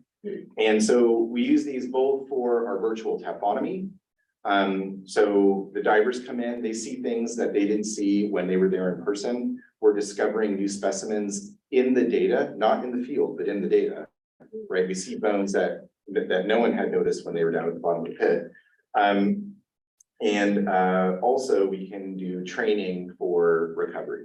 So there's a lot of value in not only the way in which we document these sites, but how we visualize them. The next slide. Okay, yeah, that's it. And I think I'll we could do question, however you want. Well, I just want to also just make sure that we talk a little bit about CHE3I, the mission, preservation, the other work that you do. There's a lot of interesting scope and scale of what you're doing. Many projects, but they all, at some level involve constructing these twins of these environments that help facilitate analysis and virtual access. And this was just an example that I think embodies many different components of this. There's even craft involved, and we brought in a surfboard shaper to help build this. We're working with the paleontologists, we're working with the people in the fabrication lab. You're working with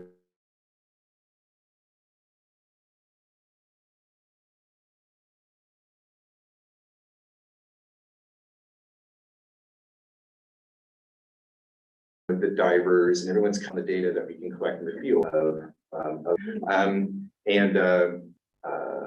to basically execute these tasks in the field and do the subsequent analysis. And tell us a little bit about the cultural heritage. Yeah, I mean, this is us. This is our lab. And if you go to the website, you'll see that there are a number of projects that many of them seem very dissimilar, but they all involve basically capturing the world around us in 3D and working with those data, again, using a number of different modalities. So we also, in addition to these different terrestrial capture modalities, we also work with side scan sonar, which is interestingly 2D, but multi-beam sub-bottom profiling sonar. We work with ground penetrating radar, mag data, resistivity data. So anything that is a result of using a sensor to capture a representation of reality, then we'll want to integrate that into a digital twin. So that's how it works. I just thought it was interesting to note that one of the things that you guys do is preserve things that may not be there at a later time. Which I think was that the original mission? Well, I mean, that was, I guess in some ways that's sort of part of it, but digital preservation, I mean, I would argue is never a substitute for real physical preservation. But a case could be made for scanning locations, sites, objects, monuments, sculptures that are at risk of being destroyed. But you're only capturing geometry and surface detail. You're not really, sometimes we privilege those attributes of reality when a place is not just defined by its geometry and its visual attributes. So, I would never think or argue that, that this is what we should only be focused on when it comes to preserving our environment. It's just an adjunct. Yeah, I mean, there are attributes that are important, but so is sound and smell and the way things feel, and there are so many different aspects, like the intangible aspects and the tangible aspects that don't get captured using the data set. But there's a lot of opportunities. So yeah, I don't want to take. Yeah, that was fascinating. Great time. I'm going to hop over to Dr. Smith. And that. There's the play button right here.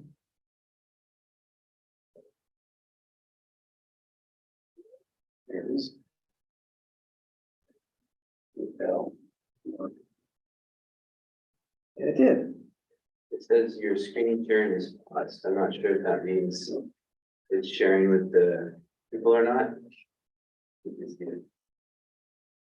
Yeah. Oh, it was green and then it went yellow. Okay. And you see the screen share. No, it's stopped. Okay, try it again.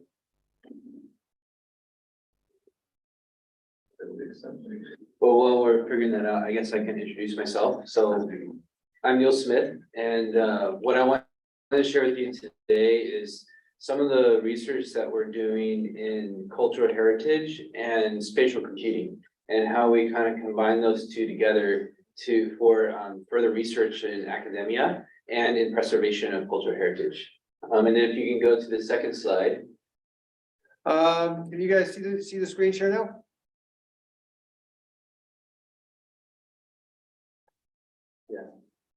Yes. Okay, good. Okay, great. And if you go to the second slide, just to give you a little background on myself, I've been, maybe not as long as Eric has, but for most of my career, I've been working in immersive visualization environments.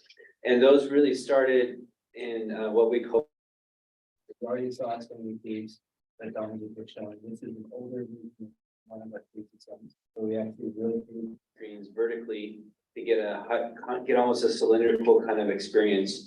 But I've been doing this now for over 20 years, and my focus has really been on how can we preserve our content, our archaeological content, or other content in a way that allows us to go back time and time again to see our data. And this started all the way back in 2008 when we were working in the cave systems. And if you just go to the next slide, you can just see, maybe this will play video if you click on it. Yeah.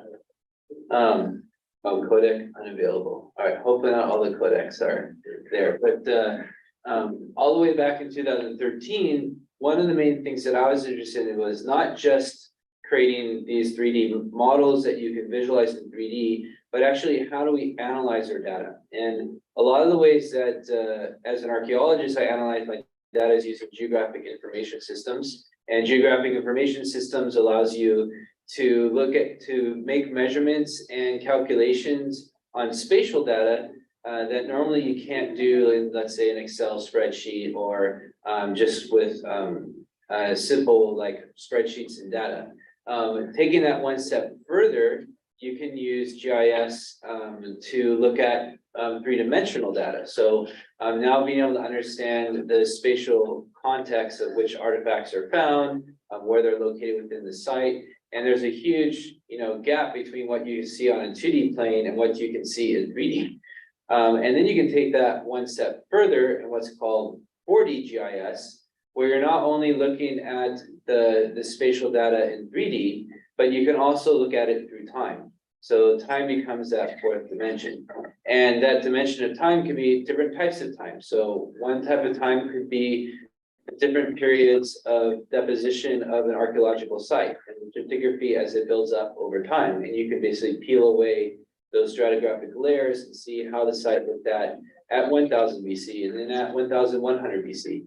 Another way that you look at 4D time is with the way that the site was excavated. So one thing you'll see in my next slide that I always mention is that archaeology, in a sense, is a destructive science, right? So we're actually destroying our evidence. In order to get down to lower levels, we have to remove sediment. We have to remove the artifacts from the site. Sometimes we even have to remove walls and architecture in order to excavate down. And because of that, we're actually destroying the very evidence that we use to try to share about this culture or this history. And so the better that we can preserve and digitize that data, the better we can be able to go back time and time again and analyze that data. And so when we're looking at four-dimensional time and looking at archaeological research, we actually have to come up with all these different acquisition strategies that allow us to preserve this data in a way that if the archaeologist forgets about it or doesn't write in his notes, we can go back to those original data and look at it again and be able to extract the same results that the archaeologist had pulled out from the beginning, or possibly different results, different interpretations, different viewpoints. And that's one of the other nice things about preserving the data of an archaeological site as you excavate it, is that it allows other people to come up with other theories, other ideas, other perspectives on that very same data that normally would not happen because you're only getting a book written by that archaeologist with the pictures that they chose to show you of the site. Now you actually have that raw data to work with. So for me, that's always been one of my great motivations and goals is how can we preserve the archaeological record in better and better ways? And that really leads into what is called cyber archaeology. And this is kind of just my spiel about archaeology, destructive science. Cyber archaeology really is the integration of computer science and digital tools with archaeology in what I call immersive collaborative environments to study the archaeological record. And most of my career has been focused on the first part of that, which is creating the tools to be able to digitize, to acquire, and you saw, as well as Dominique was showing, like there's all these tools now that have emerged, even just within the last 10 years, that we never imagined were possible that allow you to capture these sites in a level of detail that you never imagined. Now I feel that we're in a new generation of where we now have all these techniques, we have all this data.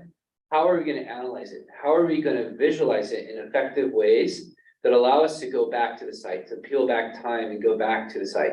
And that's really the second part of cyber archaeology, of this immersive collaborative environments. And really that's become my thrust of research since I joined Qualcomm Institute about 1 year, actually less than a year ago. It was back in September I joined Qualcomm. I had just come back from King Abdullah University of Science and Technology. It's one of the top level science universities in Saudi Arabia. And I was working in the Visual Computing Center, doing not much archaeology, mostly computer science and computer vision. And so really I was excited when I came back here to kind of get back into bringing those two worlds together.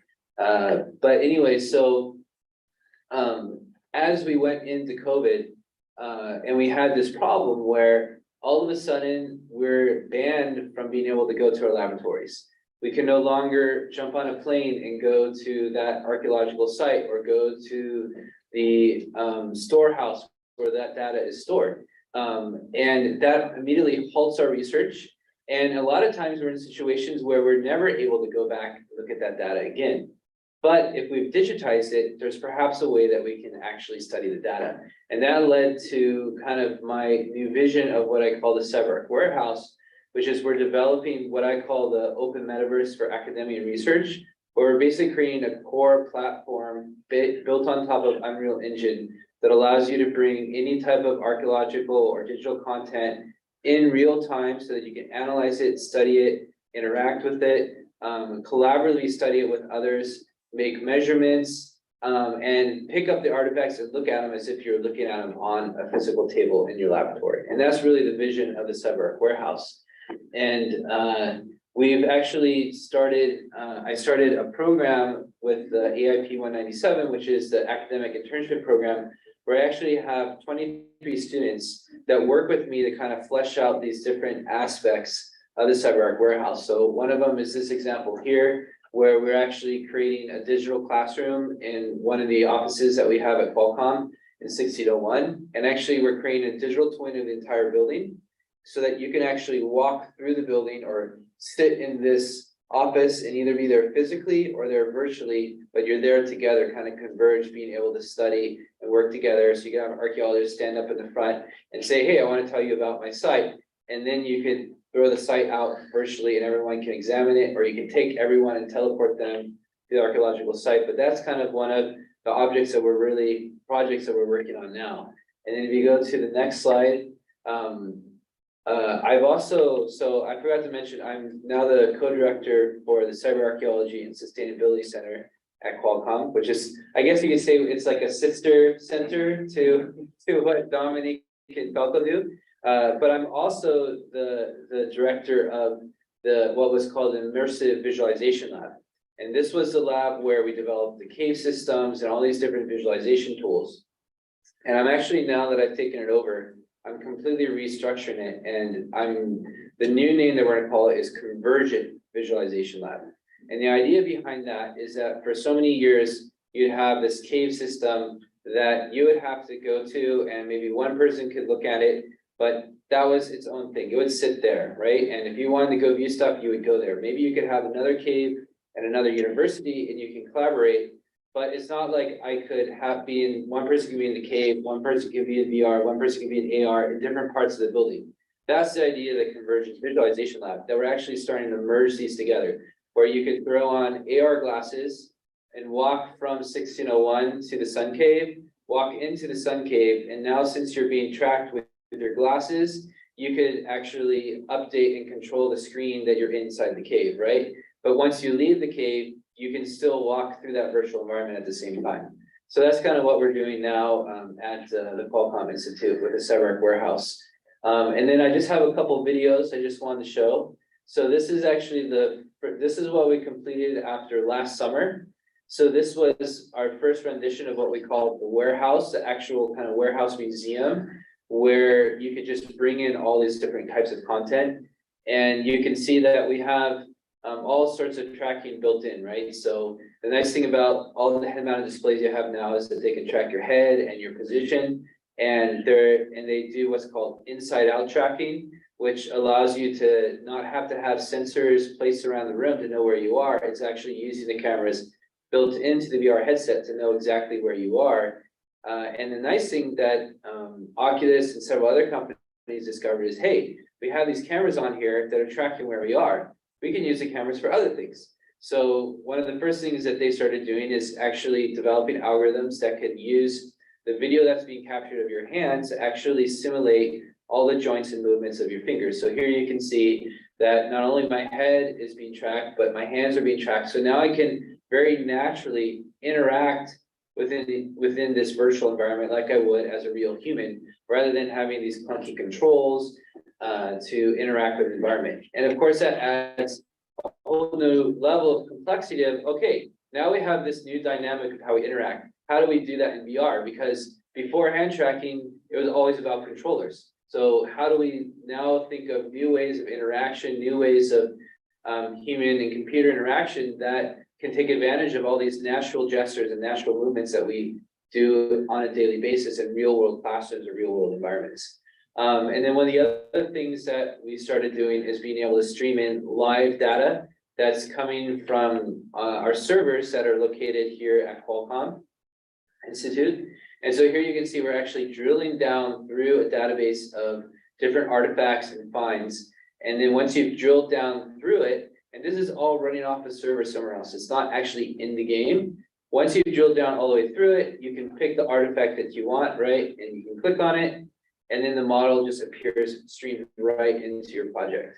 So this allows us, in a sense, and this is the whole idea behind the CyberArk warehouse, that we can actually have this storehouse of digital assets that could be stored in Jordan or stored in Belize or stored wherever in a server, and we can be in San Diego. And the second it's uploaded or scanned or put on the storehouse there, we can bring it into this virtual environment, be able to interact with it, study it. We don't have to recreate a new Unreal project. We don't have to package our game. We can just bring in the data live as it becomes available. And so that's kind of the idea there. And we can just go ahead and skip the rest of this video. And I just want to show you two other videos.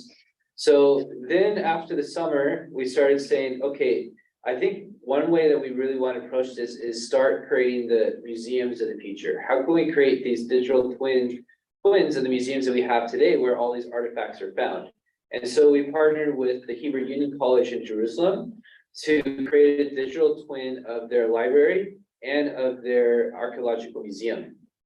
And then as we were creating these things, we thought, hey, you know, really to explain this, we need like an avatar or someone that's going to explain what's going on in this. So we thought, well, who better than Aviram Biran, who's that guy that you see right here, because he's the archaeologist where most of all the artifacts from this museum came from his site at Tel Dan. But he passed away in 2008. So then we came up with the idea, why don't we resurrect Aviram Biran using modern AI techniques, such as deep face AI to extract a natural face. And so we use a single image of all we had to be able to create what you see there. Plus we used lectures to create an authentic sounding voice that sounds just like Aviram with his thick Israeli accent. And then we actually were able to write out a script for him to take you on a tour of the site. And so this was an example of that. And then maybe you just click on the other one right there. You can see this. One other thing we came up with the idea that instead of jostling people by teleporting them to different locations, we actually keep the floor the same and we bring everything to you. And so it's a lot less nausea inducing than most techniques that you use today in traveling through these museums. So we actually bring stuff to you, so it kind of floats up, and now you're inside the museum. And you can, of course, walk up to any part of the museum and pick up the artifacts and interact with them. I think he's gonna try it. I don't know why he's waiting to grab it, but okay, I guess he decided not to grab it. But you can interact with all the artifacts and also listen to a tour given to you by an authentic archaeologist. And then the last, I think I just have 2 more slides. So we're taking that one step further this quarter. With my students, we're actually going to create a digital museum of the Birch Aquarium. So this is, of course, a much larger museum, much more complex museum. Plus you have moving fish, so and moving plant life that's all inside the aquariums. But we used photogrammetry to capture every single exhibit within the cave. Plus we also used a laser scan model that was converted to what's called a BIM rivet model. That's like 1-to-1 scale, exactly how it is. And so now we can take all these photogrammetry scanned exhibits and place them into an exact digital twin of the Birch Aquarium. So this is what we're working on now, and it's probably going to be an ongoing project, but we'll have some pretty cool results at the end of this quarter. And then this last one is actually a project with my company that I founded in Saudi Arabia 9 years ago, called Falcon Viz. And we do a lot of photogrammetric capture using drones. And so we've captured entire cities using drone technology. And the problem that we started realizing is that we get paid, $4 million to capture a city. And the end result is a PDF structural report that we give to our clients. And that's what they're paying $4 million for. All of this amazing data that we've captured, these 3D models and all this stuff, we have to distill down to these 2D reports that they're going to use to file and put somewhere. And we said, that's just not, we just can't stomach that. And so we started coming with the idea, why don't we take all these assets and all this data and bring it into AR, which is much easier to work with and collaborate with, and tie all this data to the PDFs that we give each other. So here's this demo. What it's showing is actually we have loaded the PDF, but we've created dynamic links within the PDF so that as you click on different things, such as the pictures or the different sections, it actually updates the model to what you're viewing in 2D on the PDF in 3D. So now you can pick up the object, you can interact with it, you can explore the objects. And so you get a much better grasp and understanding of this $4 million project that you paid for, right? And so this is, I think, the exact epitome of what we talk about when we talk about having digital twins in the type of metaverse immersive environment, right? These are high quality, super precise digital twin models of buildings. And now we're actually taking advantage of being able to study them in these immersive environments. And so that's how I'd like to end. So thank you very much. Wow, that was very interesting. I have one question for you. So what discipline did you come from? How did you arrive at this? What is your original? So actually I did my undergraduates here as an archaeologist, as an anthropologist with concentration in archaeology. Then I went on to do my PhD here in archaeology, and it was near the end of working on my PhD that I started saying, hey, we gotta merge all this computer technology. And that kind of led me down the road. Have you log in? Yeah. To the Zoom. Mute your, no, you sure was great. That might be the easiest way. Yeah, so anyways, that led me down the road to just diving deeper into programming, into development in Unreal Engine, and really my career while I was in Saudi Arabia really kind of jump-started me into being more of a computer scientist and really merging those two together. So now I do a lot of mixing both archaeology and computer science, mainly working with deep neural networks to extract data that I used to do in objective ways before, and merging those two together. So that's kind of my interesting route of career, but it all started with just being an archaeologist here at UCSD. Not started. Yes. That's fascinating. So, when you look at the state of the art now, a lot of the work that you've been doing is now sort of coming into more common use in different fields. Yeah. Do you see it making it easier for you? Are you know, kind of cross-pollinating with what's happening in the zeitgeist of Yeah, the XR industry? think now that people are becoming more comfortable in exploring stuff with VR, exploring stuff with especially AR. I think that all this data that we've been doing in 3D for years allows us to get beyond that $1 million cave environment like we have here at UCSD to something that you can put in the hands of anybody, right? And one of the things I'm excited about is we're actually getting to the point now where all this really intense, massive models, we can actually stream from the cloud to your headset. So now you can actually decouple yourself from the computer itself and just have your headset and be able to get this content. So that really, I think, opens the door that you could have a classroom of 15 students with headsets exploring and going through these sites together. So that technology where we are now with 5G and the ability to stream the data and these clustered networks that are very easy to set up, I think we're right at the tipping point of where we can have these type of collaborative immersive environments, unlike anything that was possible 10 years ago. Yes. Kind of a question, because I've thought about this and I didn't realize that this is a thing that actually happens to do like this kind of 3D modeled museum and artifacts. Out of curiosity, do you think that this will be kind of where museums will go, especially for things like those arguments of, well, this museum in like London has artifacts from various countries around the world, like who gets to own this? Do you think this will kind of help with that, being able to do 3D model scans of all the different things? I really hope it does.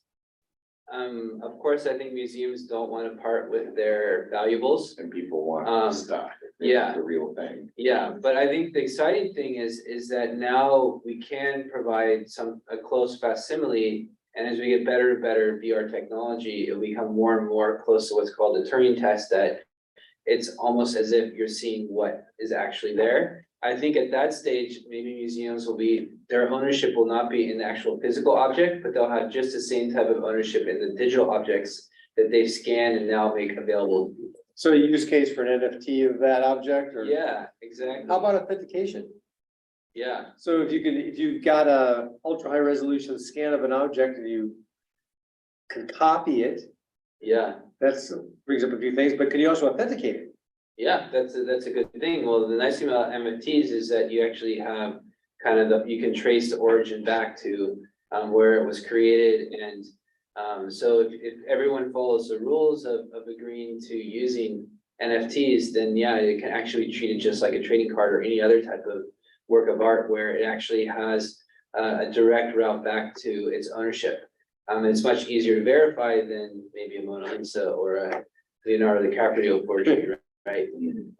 So yeah, who knows in the future? Thank you. That's what we- I'm gonna turn it over to Eric, who's gonna be able to co-host from your machine when whenever you're ready. I really think it's interesting how I started the lecture part of this class. I was saying that to me the first MR device was Galileo's telescope and the microscope. And this to me is like that, right? It's becoming a real scientific tool where you can see things that were previously unseeable. Yeah. So Dr. Very, thank you. Well, thanks. Yeah, can you hear me okay? We have to speak up a little bit because the microphone is the owl right there. Should I turn the microphone on in my computer? How's he sounding out there in your super? Echo, Eric. Cause echo. Can you hear me okay? Everybody can hear me? Give us a sign. Sounds good. Great.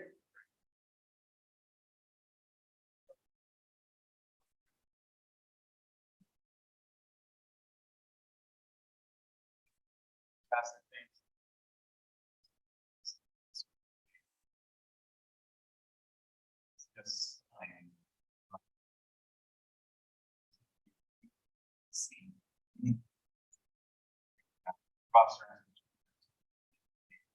Eric, you're muted.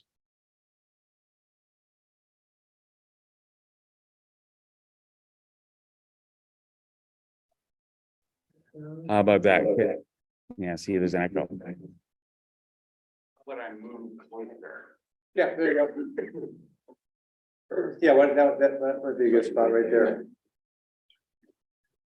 I'll switch around. How about now? Is that better? Can you hear me now? Yes, we can hear you now. Good, okay. So, big, beautiful, amazing institution, and I just wanted to say their thanks, and I call Stewart, to all you people that you realize the resource that he's putting together for you.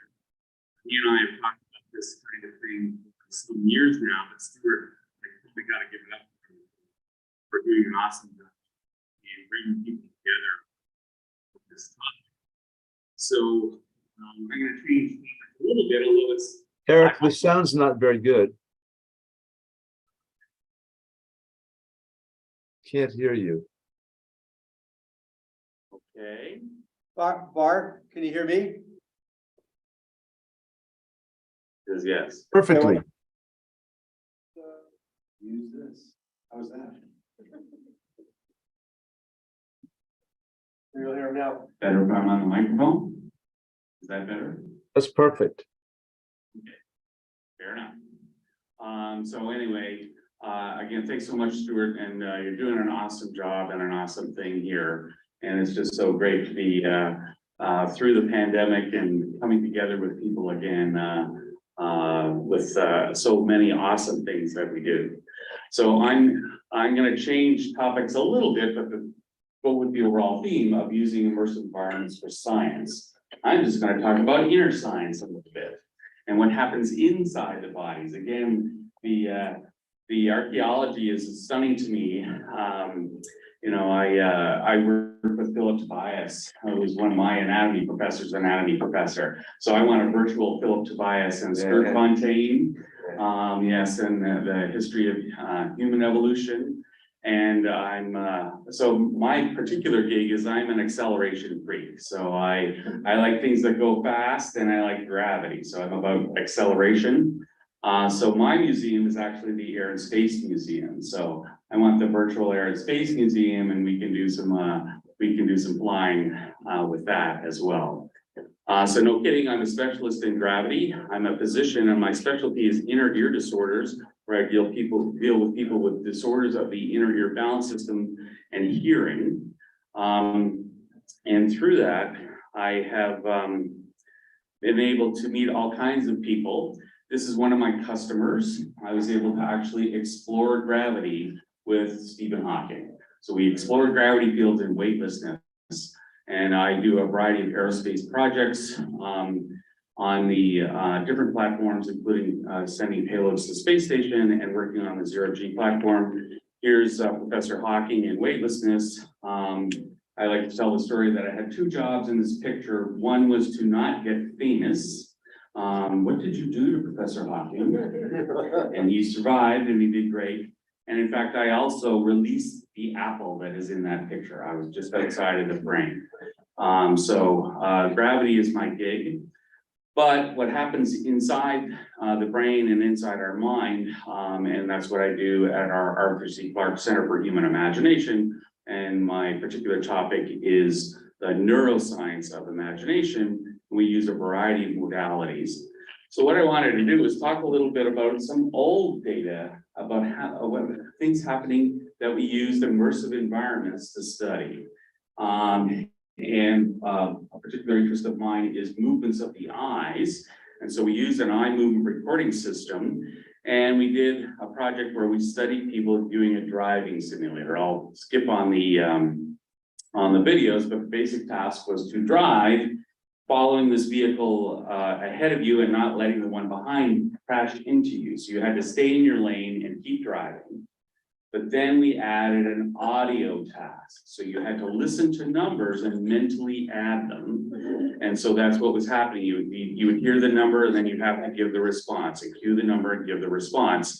And so you can see you're driving, doing the mental addition. And what we could do, of course, is give you the numbers faster and faster and faster. So we measured eye movement behavior. And you can see all the different kinds of data that we have. The blinks are the red lines, the eyes moving, the pupils opening and closing as people were carrying out this. So this is what's happening when you're talking on the phone, when you're in the car, okay? So here's not talking on the phone. So, and all these circles are where your eye has stopped to look. And you can see there's a nice broad range of these circles. You're looking at the vehicle in front of you, you're checking the speedometer, you're checking the rear view mirror, you're kind of looking around. So you're doing a good job being a good driver. Now we add the audio task and see what happens. You stop paying attention. And so this phenomenon is called visual tunneling. So as you start to pay attention, now look and remember, you are seeing exactly the same thing. What you're being presented visually has not changed at all. All that's happened is now you're adding a task that you're listening to while you're doing the simulation. And yet, look at this dramatic change in your eye and visual behavior because of this auditory task. All right, and so what we see here is these range of oculomotor movements, eye movements, shrink way down, and then if we gave the numbers faster and faster and faster, the shrinking would get tighter and tighter and tighter. So we can see these kinds of behaviors, and this is the modern immersive technologies that are now allow us to make measurements of what's happening to you, your face, your brain as you're inside the virtual environment. And I'll skip to the end. Because we found a variety of eye movement behaviors that corresponded to this. So what we hoped is that we'd ultimately be able to predict how well you'd be able to do on the driving performance, measuring your eye movement behavior. And that's something that we'd like to be able to do in real time, have an engine that measures what's happening to your brain and modify the task. And I did this work at the Navy laboratory at Point Loma here in San Diego, and the Chrysler Corporation actually helped fund this particular project. So now to our other fun special topic of immersive media. I've been getting the reports already. And in fact, with Neil and his student, we're having the next kick of the cat at the motion sickness and virtual reality. So I'm a super mean guy and I make people motion sick. That's kind of part of my gig. And there are a variety of theories about why motion sickness happens. And one of them has to do with this idea of what your body movement sensors are experiencing versus what your visual system is seeing.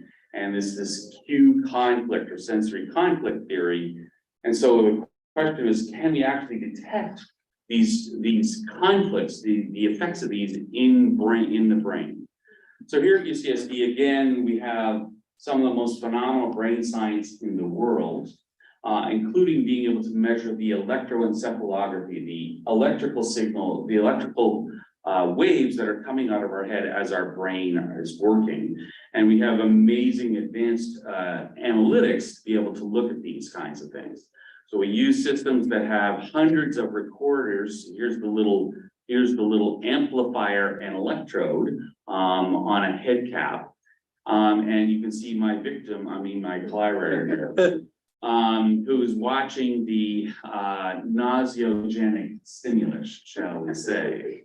So by taking these recordings, we can then deconvolve them. We can mathematically do just what we were talking about earlier, but these brain electrical signals and find out what's happening. So I'll spare you the video, so you should be thankful. And then this was the real neat one. So I had somebody with a handheld video driving down this road. Okay, and even worse, my subjects were people who said that they were prone to motion sickness. So we made them watch this while we were doing their brain electrical recordings, and then they told us, yes, I was feeling motion sickness. And to skip to the punchline, if you can see the little colored map at the top, and you see the red in the back of the head here. So up in the back of your head is an important area where information is put together from different sources, your body movement, your vision, your hearing, and this integration occurs. And in fact, this signal that you see with the two peaks in it are actually the sign of the brain's integration working. And then what we found was that when we had these people get motion sick, and you can see the one up here, they had the nice red signals feeling nice, but then as the motion sickness came on, the peaks went away. So this brain's ability to integrate information was falling apart. And that corresponds to our Q conflict theory. And in fact, we ended up with a paper and a patent for this particular EEG marker of motion sickness. And this is the region of the brain up in the upper back of the brain where information is put together, this visual information. So to carry on with another fun one, we used a virtual environment to look at people's disorientation. So what was happening, and this was desktop VR, this is before we had immersive VR, but it still works. So you're in a scene and the scene comes up and then it starts to move. And you turn and you rotate and then all of a sudden the thing stops and this compass rose comes up. And you start facing north, and then when the compass rose comes up, you're given two choices. One choice is, I don't know where I'm going. So you say lost, you push the lost button. I'm a loser, I'm lost, push the lost button. And then the other choice is, okay, if you know which way you're pointing, then choose that direction, all right? And we gave this to people and we said, okay, we're gonna make it, if you're anywhere near in the right direction, we're gonna give it to you. And what we did with the task was we made it go faster and faster and faster, so that eventually, no matter what you were doing, you were getting lost.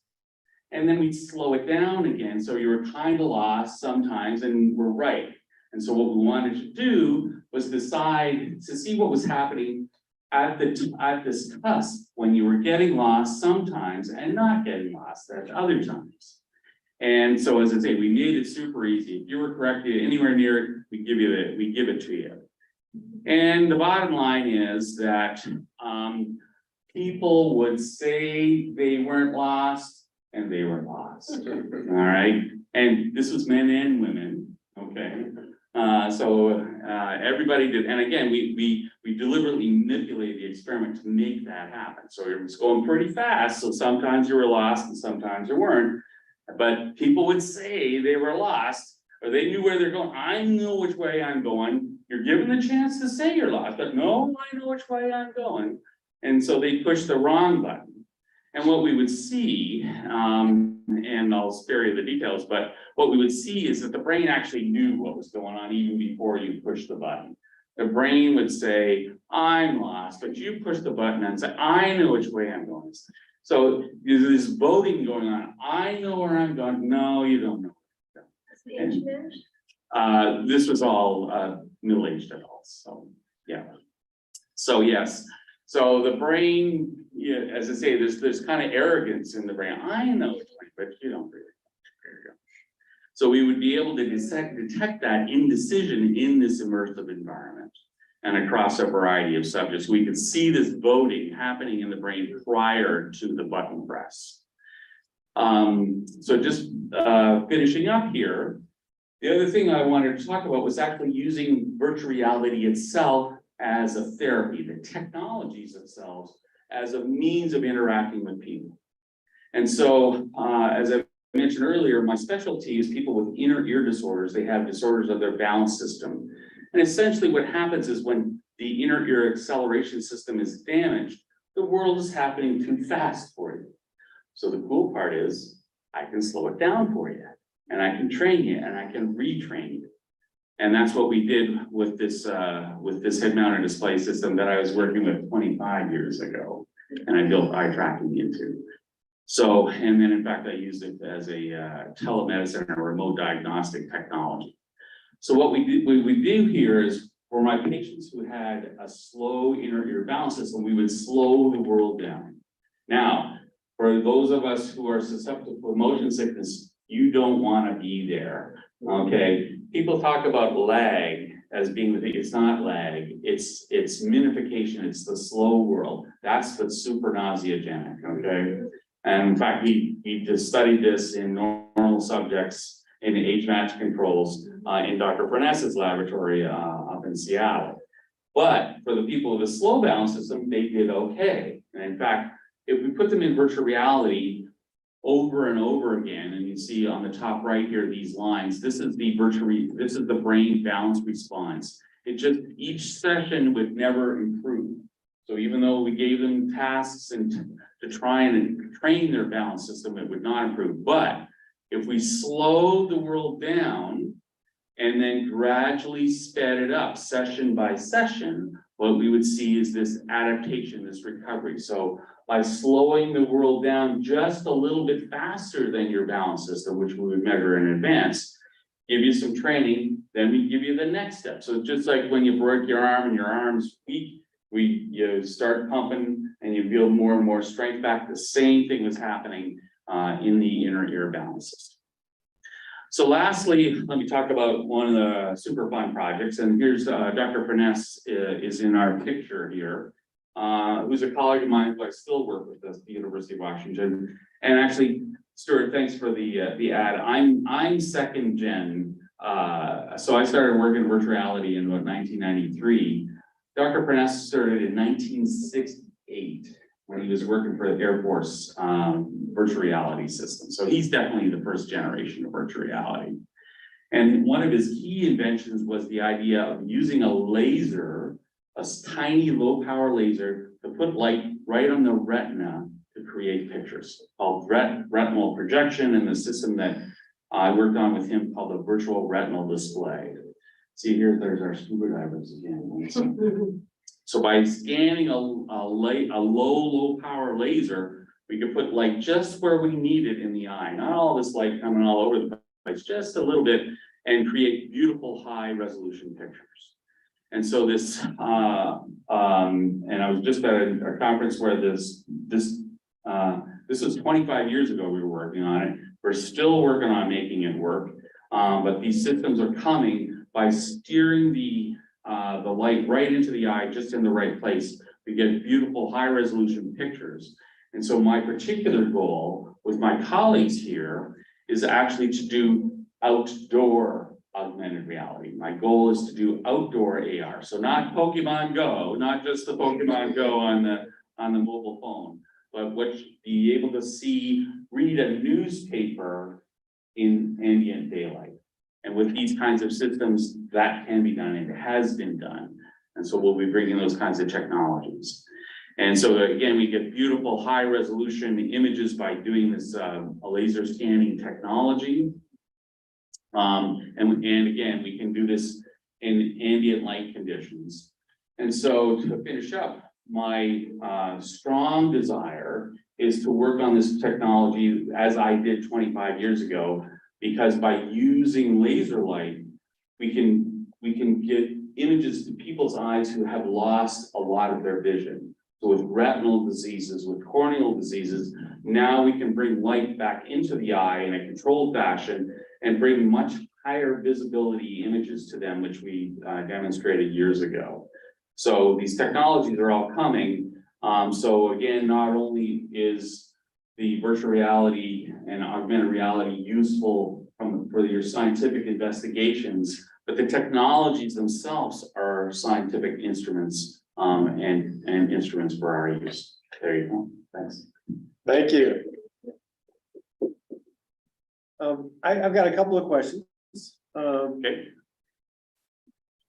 One is, of all these things that are not coming to fruition, and all the examples that you've given, what do you think will become the killer app? So we've had these hype cycles, 5 or 6 of them. Now we're sort of getting to another one because of the imminent alleged Apple announcement. Yes. And it seems like expectations are too high, and then people get disappointed. Do you have any feelings Well, and About- unfortunately, yeah. I'm anxious about expectations too high there because my dream is that Apple builds a technology that is at the level of the technology that we expect from Apple. Now, I will tell you that I hated my first iWatch. I couldn't even get it to show me the time. It drove me out of my mind because you'd be shaking it in the light in it. And now I'm on iPhone 6 and iPhone 7. And it reads my pulse and I can approve my prescriptions right on my watch. I can even Dick Tracy and do a telephone call on my phone, on my watch. So augmented reality that will be either in a glasses format, not a goggles format, but a glasses format. You put the glasses on and now you see the overlay on the world. Or as my colleague who I was meeting with on the weekend, in a contact lens that actually exists. Contact lenses that you wear a display on your eye. All right, and he made the point, and I had forgotten about this. I used to run an eye care clinic and fit contact lenses. Lots and lots of people love their contacts way more than their glasses. Would much rather have contact lenses than a glass. And so the killer app to me is the form, when we get to the form factor. Google Glass was close. It was like, oh, and they should have hired like Luxottica or something like that to make some sexy eyeglasses, and make them nice. But then we had the whole Google Glass guy kind of thing. So ironically, it's a step or two more in technological improvement, but then something that's beautiful and wearable and comfortable that puts augmented reality out there for us. I love virtual reality for all the kinds of applications that we've been talking about, but being immersed with the scuba goggle on is a thing you go in and out of. So the killer app to me is really augmented reality. And as I said, I hope, and my scheme is to work with our colleagues here on outdoor augmented reality. How do you guys feel about that? I would agree with that. I think the biggest problem with VR and AR apps today is there's not a single VR AR app that I can think of that you could spend more than an hour at a time in. After about an hour, you just can't, go longer with it. So really, like, when we think about our phones, like our mobile phones, right? My kids, they spend literally 8 hours like on their phone, right? Because it's comfortable, it's usable. So it may not even have the greatest of apps, TikTok, whatever. I mean, they're really stupid apps if you think about it. But it's that combination of an app that works perfectly well and comfortable with your physical device that makes it something that you can use and do for hours. So I think the killer app will be the app that's on the first device, like Eric said, that you could actually use and just becomes almost like you don't think about it, just like your phone, right? Like if you have like glasses on you and it doesn't distract you from your daily life, but just augments it, that's going to be the first app that really, I think, is going to be a killer app that people are going to use all the time because they're not going to be thinking about it or feeling like I have to get out of this or stop using this. So that's my view on it. I don't know if I have anything specific to add, although it'd be really nice if we don't have to worry about video codecs all the time. And better videos play whenever we want them to, and we don't have to worry about these interoperability problems across all of these different platforms, which is really where things bog down when we try to get work done. And having to deal with the commodity internet, which has, has its struggles. We're not really fully connected like we want to be. And I think maybe that's where a lot of the improvement has to happen. Is to be able to move data more seamlessly, and it doesn't get caught up in different bureaucracies and commercial related architectures and all of these sorts of things. But that's kind of maybe a dream. But I don't know. I guess the only thing I can add to that is that it's true when sometimes we have to find out where those barriers to entry are for people in terms of making something a regular part of their lives, and it has to be seamless.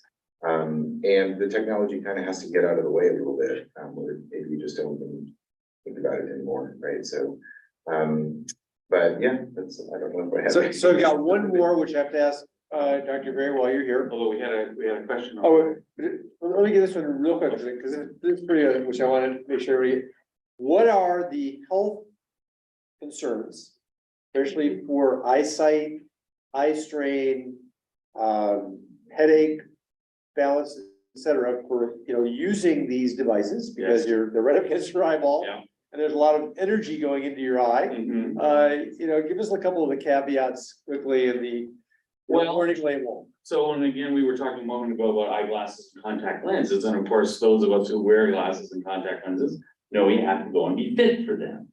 So you have to have the eyeglasses adjusted correctly for the distance between your eyes. My eyes are very widely apart, and so in fact, I don't fit a lot of virtual reality devices because I have a wide interpupillary distance.